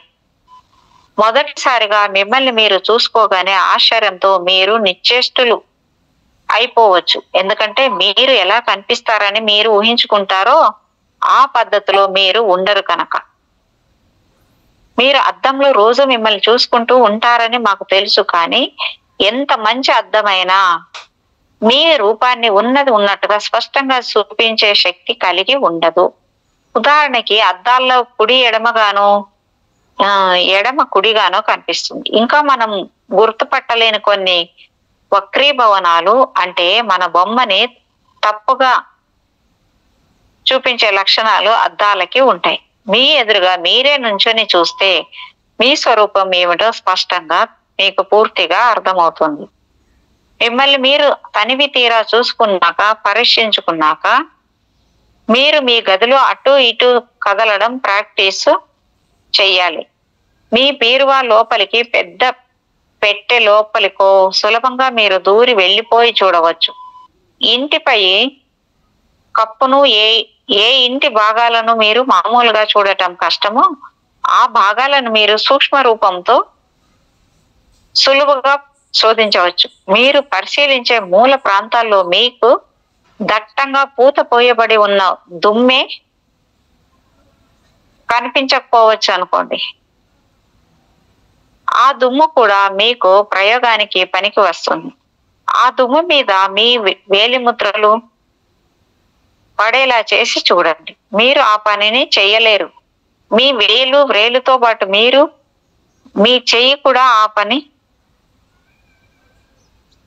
మీ చెయ్యి కూడా ఆ దుమ్ములోంచి ఆ దుమ్ము వెనక ఉన్న గోడలోంచి కూడా స్పర్శ జ్ఞానం కూడా మీకు తెలియకుండా దూసుకొని వెళ్ళిపోతాయి అవతలి వైపుకు. మీ ఇష్ట ప్రకారము మీకు ఎలా కావలిస్తే అలాగా కదిలే శక్తిని కలిగి ఉన్నారని మీకు అర్థమైన తర్వాత మీ సూక్ష్మ దేహానికి భౌతిక దేహానికి మధ్య ఏముందో పరిశీలించండి. సిల్వర్ కార్డ్ ఎలా మెరుస్తూ కనిపిస్తుందో చూసారా? కొలిమిలో కాలిన ఇనుప ముక్క మీద కమ్మరి సుత్తితో బలంగా కొడుతున్నప్పుడు ఆ ఎర్రగా కాలిన చోటులోంచి చిన్న చిన్న నిప్పురవ్వ లాంటి వెలుగులు పైకి విరజిమ్మడం మీరు చూసే ఉంటారు. ఆ వెలుగు ముక్కలు ఎర్రగా కనిపిస్తాయి. కానీ మీ సిల్వర్ కార్డులోంచి చిన్న లేత నీలి రంగు లేదా లేత పసుపు రంగు కణాలు బయటకి ఎగురుతున్నట్లు మీకు కనిపిస్తాయి. భౌతిక దేహం నుంచి దూరంగా జరగండి. మీ సిల్వర్ కార్డు ఏ మాత్రము కూడా తగ్గదు. మళ్ళీ మీ భౌతిక దేహం వంక ఓసారి చూసుకొని మీరు ఎక్కడికి వెళ్ళాలనుకుంటున్నారో అక్కడికి వెళ్ళండి. మీరు ఎవరి వద్దకు వెళ్ళాలని అనుకున్నారో ఆ స్థలాన్ని ఊహించుకోండి చాలు. మీ ఇంటి కప్పులోంచి బయటికి వచ్చేస్తారు. క్రింది మీ ఇల్లు మీ వీధి కనిపిస్తుంటాయి. తర్వాత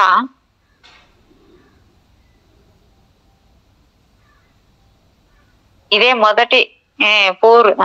మొదటి పూర్తి చైతన్యంతో చేస్తున్న ప్రయాణం కనుక కాస్త నెమ్మదిగానే మీ సూక్ష్మ శరీరం పయనిస్తుంది. మీరు వెళ్లాల్సిన చోటుకు చేరుకుంటుంది. కేంద్ర భూభాగాలన్నింటినీ మీరు స్పష్టంగా గుర్తించవచ్చు. సూక్ష్మ శరీరము యానము మీకు కొంత అలవాటైన తర్వాత మనోవేగంతో మీ ప్రయాణం సాగుతుంది. ఆ స్థితిని మీరు తెలుసుకున్న తర్వాత మీరు వెళ్ళలేని ప్రదేశం అంటూ ఎక్కడా ఉండదు. ఎంత దూరంలో ఉన్న ప్రదేశమైనా అనుకున్న వెంటనే అక్కడకు మీరు చేరుకొని ఉంటారు. భూమి మీదే కాదు, ఎక్కడికి వెళ్ళినా వెళ్ళగలిగి ఉంటారు. ఎక్కడికైనా వెళ్ళగలిగే ఉంటారు. మీ సూక్ష్మ శరీరానికి గాలి అవసరం లేదు కాబట్టి మీరు విశ్వంలోని ఏ భాగానికైనా వెళ్ళవచ్చు. ఇతర గ్రహాలకు వెళ్ళవచ్చు. ఎందరో ఇదివరకు అలా వెళ్ళి వచ్చారు. ప్రస్తుత పరిస్థితుల్లో ఎవరికి ఏమీ గుర్తుండటం లేదు, కానీ మీరు మీ సాధన వల్ల అన్ని గుర్తు పెట్టుకొని ఉండగలరు. ఏ వ్యక్తి వద్దకు మీరు వెళ్ళాలనుకుంటున్నారో ఆ వ్యక్తి రూపాన్ని స్మరించడం మీ వల్ల కాకపోతే ఆ వ్యక్తి ఫోటోను ఒకదాన్ని గ్లాస్ ఫ్రేమ్ కట్టించకుండా ఉన్న దానిని సంపాదించండి. నిద్రలో మీరు ఆ గ్లాసు ఫ్రేమ్ మీద పొర్లి అద్దం పగిలి గాయాలు కావచ్చు. ఆ ఫోటోను చేత్తో పట్టుకొని గదిలోని దీపాలను ఆర్పేసి ముందు ఓసారి ఈ ఫోటో వంక బాగా చూసి గుర్తుంచుకునే ప్రయత్నం చేయండి. ఈ పద్ధతి మీకు సులభంగా ఉండవచ్చు. కొంతమంది భౌతిక దేహం సుఖంగా బద్ధంగా ఉంటే సూక్ష్మ శరీరయానం చేయలేరు. బాగా భోజనం చేసిన తర్వాత ఈ యాత్ర వాళ్ళకి కుదరదు. బాగా వెచ్చగా ఉన్న వాళ్ళకి విఘ్నంగా ఉంటుంది. శరీరం ఇబ్బందిగా ఉన్న చోట్లో ఉన్నప్పుడే వాళ్లకు సూక్ష్మ దేహం విడుదలయ్యి జరిగి ప్రయాణం సాగుతోంది. లేకపోతే బాగా చలిగానో ఆకలితోనో వాళ్ళు ఉంటే మరీ మంచిది. కొంతమంది ఇలాంటి ఇబ్బందులు కలగడాని కోసం సులభంగా జీర్ణం కాని పదార్థాలను తిని జీర్ణశక్తిని తమంతట తామే పాడు చేసుకుంటూ ఉంటారు. ఇబ్బందుల మధ్య వాళ్ళ సూక్ష్మ శరీరయానం పూర్తి చైతన్యంతో సాగుతుంది. దీనికి మేము ఊహించే కారణము ఏమై ఉండవచ్చునంటే అలా బాగా పాడైపోయిన దేహాలలో ఉండడానికి ఇష్టం లేక సూక్ష్మ శరీరం బయటపడే ప్రయత్నం చేస్తూనే ఉంటుందని.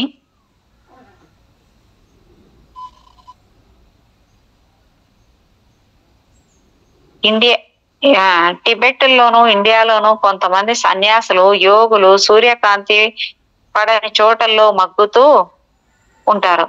వీళ్ళకి భోజనాలు కూడా 3 రోజులకి బహుశా ఒకసారి మాత్రమే లభ్యమవుతూ ఉంటాయి. ఆ తిండి కూడా శరీరంలో కేవలం ప్రాణాన్ని నిలబెట్టి ఉంచేందుకు మాత్రం సరిపోయేలా ఉంటుంది. ఈ మాత్రపు తిండి వల్ల వాళ్ళ ప్రాణాలు మినుకుమంటూ వాళ్ళ శరీరాలను పట్టుకొని వేళ్ళాడుతూ ఉంటాయి.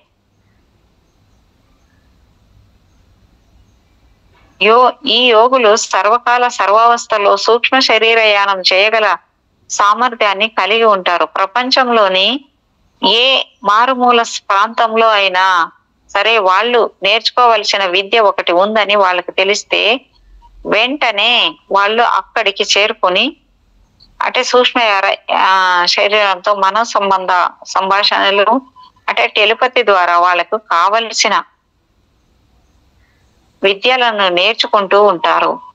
లోకంలో వాళ్ళకి ఉనికి వల్ల ఏ మాత్రము మేలు కలిగే అవకాశము ఉంటుందని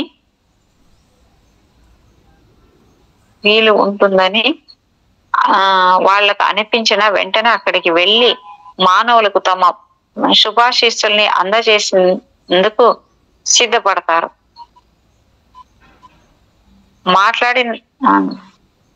మీ సూక్ష్మ శరీర యానాల్లో మీ అదృష్టం కొద్దీ ఇలాంటి మహనీయులు కొందరు మీకు దర్శనమియ్యవచ్చు. మీతో మీరు మాట్లాడి తగిన సలహాలు ఇచ్చి మీ అభివృద్ధిలోకి తగిన సహాయం చేసే పద్ధతిలో ఈ యోగదారులు ఉంటారు. వాళ్ళ చేతుల్లో పడడం మీ సుకృతంగా భావించవచ్చు. ఈ పాఠాన్ని మళ్ళీ చదవండి. అభ్యాసం, విశ్వాసం ఈ రెండింటి వల్లనే మీకు సూక్ష్మ శరీరయానం సుసాధ్యం అనే మాటను మళ్ళీ మీకు గుర్తు చేస్తున్నాం. 12వ అధ్యాయం మేడం. ఇక్కడ రిలాక్స్ అవ్వడం ఎలా అనే చాప్టర్ పేరు. ఈనాడు మనల్ని వేధిస్తున్న అసంబద్ధపు విరుద్ధమైన ఆలోచనలు ఎప్పుడు హోరెత్తిస్తూ మ్రోగే రేడియో, టీవీల గోలలో మానవుని ఆధ్యాత్మిక శక్తుల్ని అణిచిపడేస్తున్నాయి. రిలాక్స్ అవ్వడం అంటే మీ శరీరం పూర్తిగా సడలిపోయి ఉండగలగాలి. శరీరంలోని ఏ కండరంలోనూ ఏ మాత్రం టెన్షన్స్ ఉండకూడదు.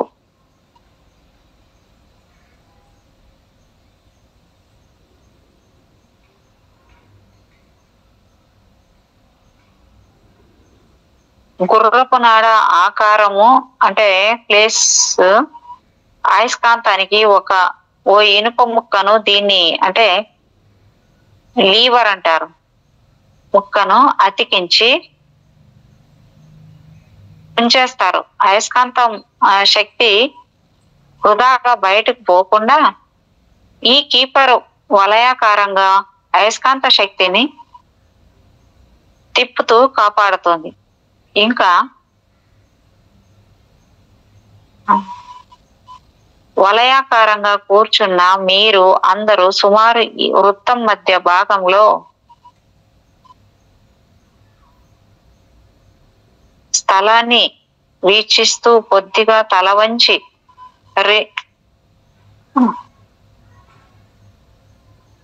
రెస్ట్ గా కూర్చోవాలి. ఏ మాటలు మాట్లాడకూడదు. మాట్లాడకుండా ఉండటం మరవకండి. ఏ విషయం గురించి మీరు ఆలోచించవలసి ఉందో ఆ విషయం గురించి ముందే మీరు మాట్లాడేసుకుని ఉన్నారు కనుక ఆ ప్రయత్నము మళ్ళీ ఇంకొకసారి ఇప్పుడు చెయ్యడం అనవసరం.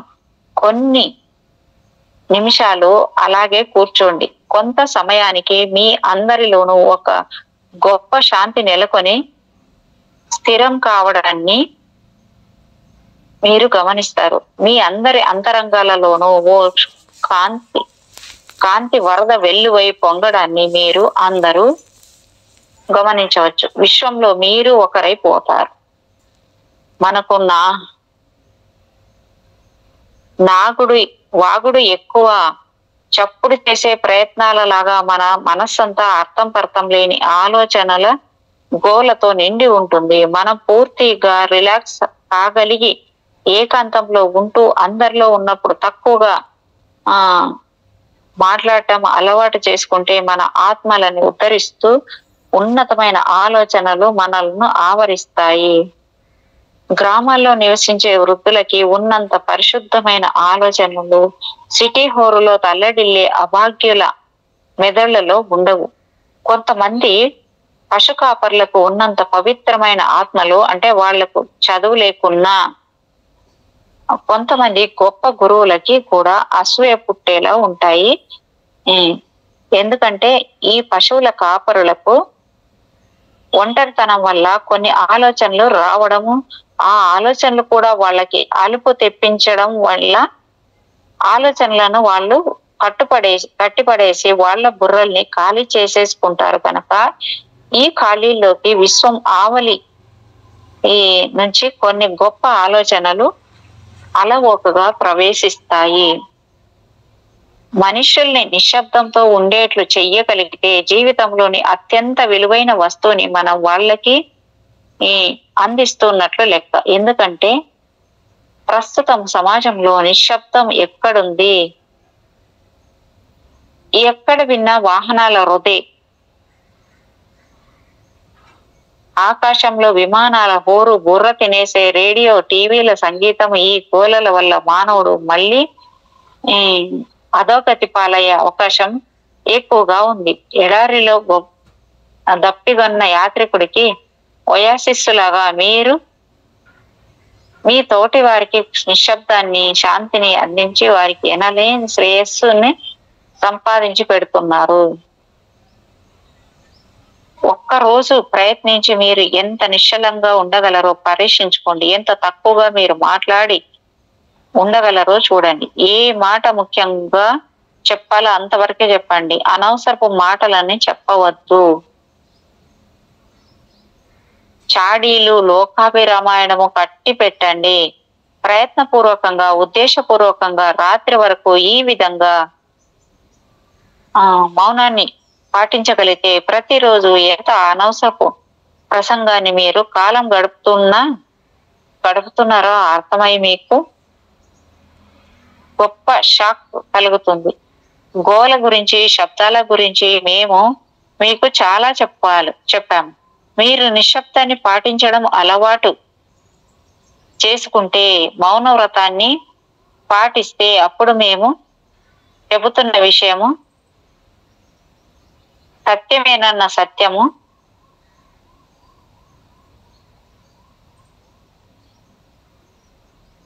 రుజువవుతుంది. అనేక మతాలు అనేక విధాలుగా మౌనాన్ని ప్రబోధిస్తున్నాయి. అనేక మంది సన్యాసులు నన్ను మౌనాన్ని పాటించాల్సి వస్తుంది. ఇట్లా మౌనాన్ని విధించడం ఓ శిష్యలాగా మాత్రం కాదు, మౌనంలోంచే అవతలి సత్యాలు వినిపిస్తాయి. అందుకు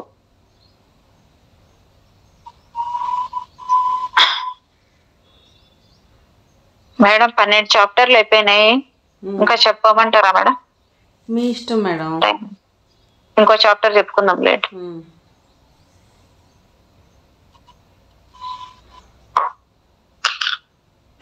13వ చాప్టరు, భూమి ఒక అద్భుత పాఠశాల. ఓ మనిషి, ఓ వ్యక్తి భూమి మీద తన తనువు చాలించి సూక్ష్మ లోకంలోని తన పూర్ణాత్మలోకి చేరుకున్నాడు. తాను చేసిన మంచి చెడులను నిశిత దృష్టితో బేరీజులు వేసుకున్నాడు. తాను సాధించాలని ఇది వరకు నిర్ణయించుకున్న చాలా పనులను నిర్వర్తించలేకపోయినందుకు చింతిస్తూ ఇంకా నేర్చుకోవాల్సిన పాఠాల గురించి ఆలోచిస్తున్నాడు. తన సొంత నిర్ణయంతో గాని మరికొందరు విజ్ఞుల సలహాలతో గాని మళ్ళీ భూమి మీదకు తిరిగి వెళ్ళి మరికొన్ని పాఠాలు నేర్చుకుని రావాలని నిర్ణయించుకుంటాడు. తను ఎలాంటి పరిస్థితుల్లో భూమి మీద నివసించాల్సి ఉంటుందో అలాంటి పరిస్థితులను కల్పించగల స్తోమత ఏ తల్లిదండ్రుల వద్ద తమకు లభిస్తుందో పరిశీలనాత్మక నిశ్చయించుకుంటాడు. డబ్బును బాగా ఎలా ఖర్చు చేయాలో తెలుసుకోవాల్సి ఉన్నప్పుడు బాగా సంపన్నులైన తల్లిదండ్రులకి జన్మించాల్సి ఉంటుంది. అత్యంత హీన స్థితి నుంచి పైకి సంస్కరించుకొని రాగలిగిన జన్మను ప్రకటిస్తూ ఉండవలసిన పరిస్థితుల్లో దరిద్రాన్ని అనుభవిస్తున్న తల్లిదండ్రులకు జన్మించవలసి ఉంటుంది. అంగవైకల్యంతోనో పుట్టి గ్రుడ్డిగానో కూడా జన్మించవలసి రావచ్చు, నేర్చుకోవలసిన విషయాలను బట్టి. ఓ మనిషి భూమి మీద జన్మించడానికి ముందుగా కొద్ది నెలల ముందుగానే ఆ లోకంలో ఏదో ఒక చోట ఓ సభ ఏర్పాటవుతుంది. దేహాన్ని ధరించాలని అనుకుంటున్న జీవులు అక్కడ అందరి సలహాలను స్వీకరిస్తారు. ఏ పాఠాలను ఎలా నేర్చుకోవాలో నిర్ణయించుకుంటే భూమి మీద ఉపాధ్యాయులకు తమ విద్యార్థులకు తగిన సలహాలు ఏ విధంగా ఇస్తుంటారో ఈ లోకంలో కూడా అలాంటి హితవు చెప్పే పెద్దలు ఉంటారు.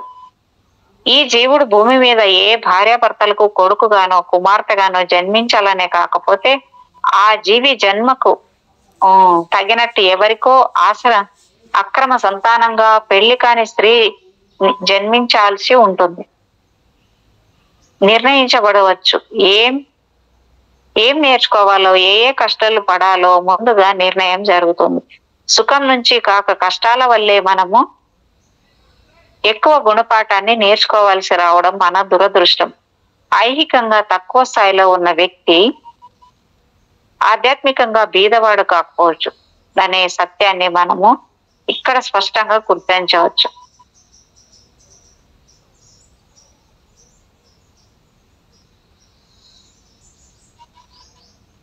గుర్తుంచుకోవాల్సి ఉంటుంది. ఇక్కడ మనము బీదవాడు కాకపోవచ్చు అనే సత్యాన్ని మనము ఇక్కడ స్పష్టంగా గుర్తుంచుకోవాల్సి ఉంటుంది. ఎంతో గొప్ప వ్యక్తులు తాము నేర్చుకోవాల్సి ఉన్న పాఠాల కోసం హీన జన్మలను ఎత్తవలసి రావచ్చు. చావు అనే సరిహద్దు తర్వాత మనతో పాటు రాగలిగే వస్తువు కేవలం మనం సంపాదించుకున్న జ్ఞానం మాత్రమే, మన అనుభవాలు మాత్రమే మనలను అనుసరిస్తాయి. ఈ భూమి మీద కోట్లు కూడబెట్టుకున్న వారు తమకి స్వర్గంలో ఓ ముందు వరుసలో కుర్చీ వేయబడి కాచుకొని ఉంటుందని ఊహించుకుంటే ఆ తర్వాత జరిగే పర్యవసానాలకి ఎంతో దుఃఖాన్ని అనుభవించాల్సి ఉంటుంది. ధనం, సంఘంలో పదవి మన జాతి లేక వర్ణపు లేక కులపు గొప్పదనం కానీ మన శరీరపు రంగు కానీ అసలు లెక్కలోకి రావు. ఆధ్యాత్మికంగా సంపాదించుకున్న విద్య ఒక్కటే గుర్తింపబడుతుంది. తగిన తల్లిదండ్రుల నిర్ణయము జరిగిన తర్వాత తగిన సమయంలో జీవాత్మ ఇంకా నిర్మాణ దశలో ఉన్న ఇంకా ప్రాణం పోసుకొని ఓ పసికందులోకి ప్రవేశించడం జరుగుతుంది. అలా ప్రవేశింపగానే గత జన్మ స్మృతులు క్షణంలో తుడిచిపెట్టుకుపోతాయి. క్రితం జన్మలో విషయాలు గుర్తుకు వస్తే దుర్భరమైన వేదన కలగవచ్చు. తాను గత జన్మలో ఒక గొప్ప రాజునని బిడ్డకు గుర్తు ఉంటే ఆ జీవితం ఎంత దుర్భరంగా ఉంటుందో, అంటే గత జన్మలో ఒక గొప్ప రాజునని బిడ్డకు గుర్తు ఉంటే ఆ జీవితం ఎంత దుర్భరంగా ఉంటుందో ఊహించండి. ఇప్పటి దరిద్ర జన్మ ఎత్తినందుకు ఈ మతిమరుపును ఓ గొప్ప వరంగా ప్రకృతి మన మీద చూపుతున్న అపార కరుణకు ఉదాహరణగా అనుకోవచ్చు. ప్రస్తుత జన్మ పూర్తయిన తర్వాత మళ్ళీ అన్ని విషయాలు సంపూర్ణంగా గుర్తుకు వచ్చేస్తాయి. చాలా మంది తల్లిదండ్రులను గౌరవించండి అనే సూక్తిని పవిత్రంగా గుర్తించి తదనుగుణంగా ప్రవర్తిస్తూ ఉంటారు. ఈ విషయం ఎంతో అభినందనీయమైనదే కానీ ఇహలోకాన్ని విడిచిపెట్టి వెళ్ళిపోయిన అనేకులకు మళ్ళీ ఎప్పటికీ తమ తల్లిదండ్రులను కనిపించరు. మేము ఖచ్చితంగా చెప్పే మాట ఏమిటంటే అందరూ తమ తల్లిదండ్రులను గౌరవించాలనే కానీ ఆ గౌరవము పొందడానికి ఆ తల్లిదండ్రులకు నిజమైన అర్హత ఉంటేనే పిల్లలు వాళ్ళని గౌరవించాలి అని తల్లిదండ్రులు నిరంకుశంగా ఉండి ప్రతి విషయానికి పిల్లల మీద విరుచుకుపడుతూ వాళ్ళ మీద కారుణ్యాన్ని చూపించకపోతే వాళ్ళ నుంచి గౌరవాన్ని పొందే అర్హతను వాళ్ళు పోగొట్టుకున్నట్టే.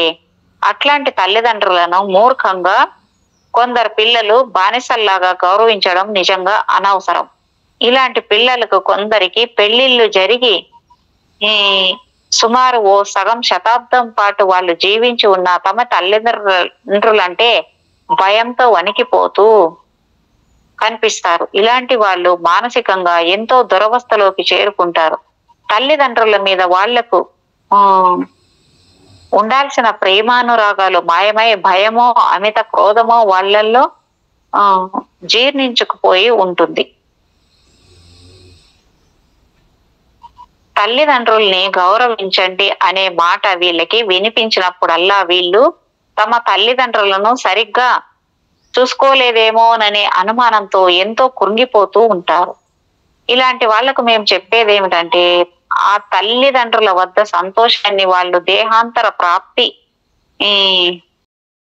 మీరు ఎప్పుడూ కలుసుకోలేరు. తాము విడిపోతే లోకులు ఏమంటారోననే భయంతో కట్టుబడి ఉన్న బలవంతపు భార్యాభర్తలు ఇహలోకంలో మరణించిన తర్వాత పరలోకంలో ఎప్పటికీ కలుసుకోలేరు. అమ్మయ్య, ఇది భలే ఉందబ్బా. అతడు లేక ఆమెను లేక మీరు తన స్వభావాన్ని చెప్పాల్సి పూర్తిగా మార్చుకుంటే తప్ప మీరు మీ తల్లిదండ్రులతో సఖ్యంగా ఉండలేకపోతే, వాళ్లతో సంతోషం పంచుకోలేకపోతే, ఒకరితో మరొకరు ఇమ్మడలేకపోతే తర్వాత ఏ లోకంలోనూ మీరు పరస్పరం కలుసుకోలేరు. బంధువులకు, భార్య భర్తలకు అది కూడా ఈ సూత్రం కాదు మేడం, కాదు అమ్మయ్య అనకండి. అది కూడా ఇప్పుడు సపోజ్ మనం ఇద్దరు ఉన్నాం మేడం, మీకు ఇష్టం లేనంత మాత్రాన్ని సరిపోతుంది, నాకు కూడా ఇష్టం లేకుండా ఉండాలన్నమాట. కొంతవరకు 2 సైడ్లు లేకుండా ఉంటేనే అవుతుంది. కొంచెం ఉంటుంది మేడం, 2 సైడ్ల ఉండాలి. ఏ భావం అయినా ఒక సైడ్ ఉన్నా కూడా లాగబడుతుంది. ప్రయత్నంతోనే కట్ చేసుకోవాలి, ప్రయత్నం లేకుండా ఏదే జరగదు. ఇమడలేకపోతే తర్వాత ఏ లోకంలోనూ మీరు పరస్పరం కలుసుకోలేరు. బంధువులకు, భార్య భర్తలకు కూడా ఈ సూత్రం వర్తిస్తుంది. పరస్పరం ఒద్దిక శృతి కలిగి ఉన్నప్పుడే ఇద్దరు కలిసి సహజీవనం చేయగలరు. జీవుడు శరీరాన్ని ధరించడానికి ఇది ఓ కారణం. పరస్పర విరుద్ధమైన ఆలోచనతో కూడిన 2 శరీరాలు ఒకదానికి మరొకటి దగ్గరై పడే ఘర్షణ ద్వారా వారిలోని ఎత్తుపల్లాలు చాలా వరకు సమతుల్యం చెందగలుగుతాయి. పరస్పర అవగాహన పెంపొందుతుంది. మీ తల్లిదండ్రులతో, మీ సహచరితో, మీ బంధువులతో మీకున్న సంబంధాన్ని గురించి ఆలోచించండి. మీరు అందరితో సఖ్యంగా ఉంటున్నారా? నిజమేనా? లేక విడిపోయి ఉంటున్నారా? వీళ్ళలో ఎవరితోనైనా జీవితాంతం వరకు కలిసి జీవించగలగడం మీకు సాధ్యమేనా? పరలోకంలో మీరు వారి అనుమతి పొందిన తర్వాతే మీ తల్లిదండ్రులుగా ఉండడానికి సమ్మతించిన ఆ వ్యక్తులు కేవలం మీ అభివృద్ధిని గమనించడానికి, పరిశీలించడానికి, దోహదం చేయడానికి భూమి మీద ఉన్నారు. నీతి శాస్త్రం బోధిస్తూ ఉంది కాబట్టి తల్లిదండ్రులను గౌరవించాలి, ప్రేమించాలి అనే పద్ధతిలో కాకుండా నిజంగా వాళ్ళను ప్రేమిస్తూ ఉన్నట్టయితే అలాంటి వ్యక్తులకు ప్రేమ పాత్రులైన ఆ తల్లిదండ్రులు వాళ్లకు పరలోకంలో కూడా తప్పక కనిపించి తీరుతారు. భూమి మీద మనం కల్పించుకున్న పరిస్థితులు పరలోకంలోనూ మనకు సాక్షాత్కరిస్తాయి. అద్భుతంగా ఉంది మేడం సబ్జెక్ట్ మాత్రం. బాబా తెలుసుకోవాల్సింది కూడా ఇదంతా నిజమే. ఇవన్నీ తెలియదు కదా మేడం, ఈ జ్ఞానం ఎంత ఉంది చూడండి. 13 చాప్టర్లు అయిపోయినాయి మేడం. 14వ చాప్టర్ రేపు చేసుకుందామా మేడం? అట్లే మేడం, అలాగే. Thank you madam. Thank you madam. Thank you so much madam.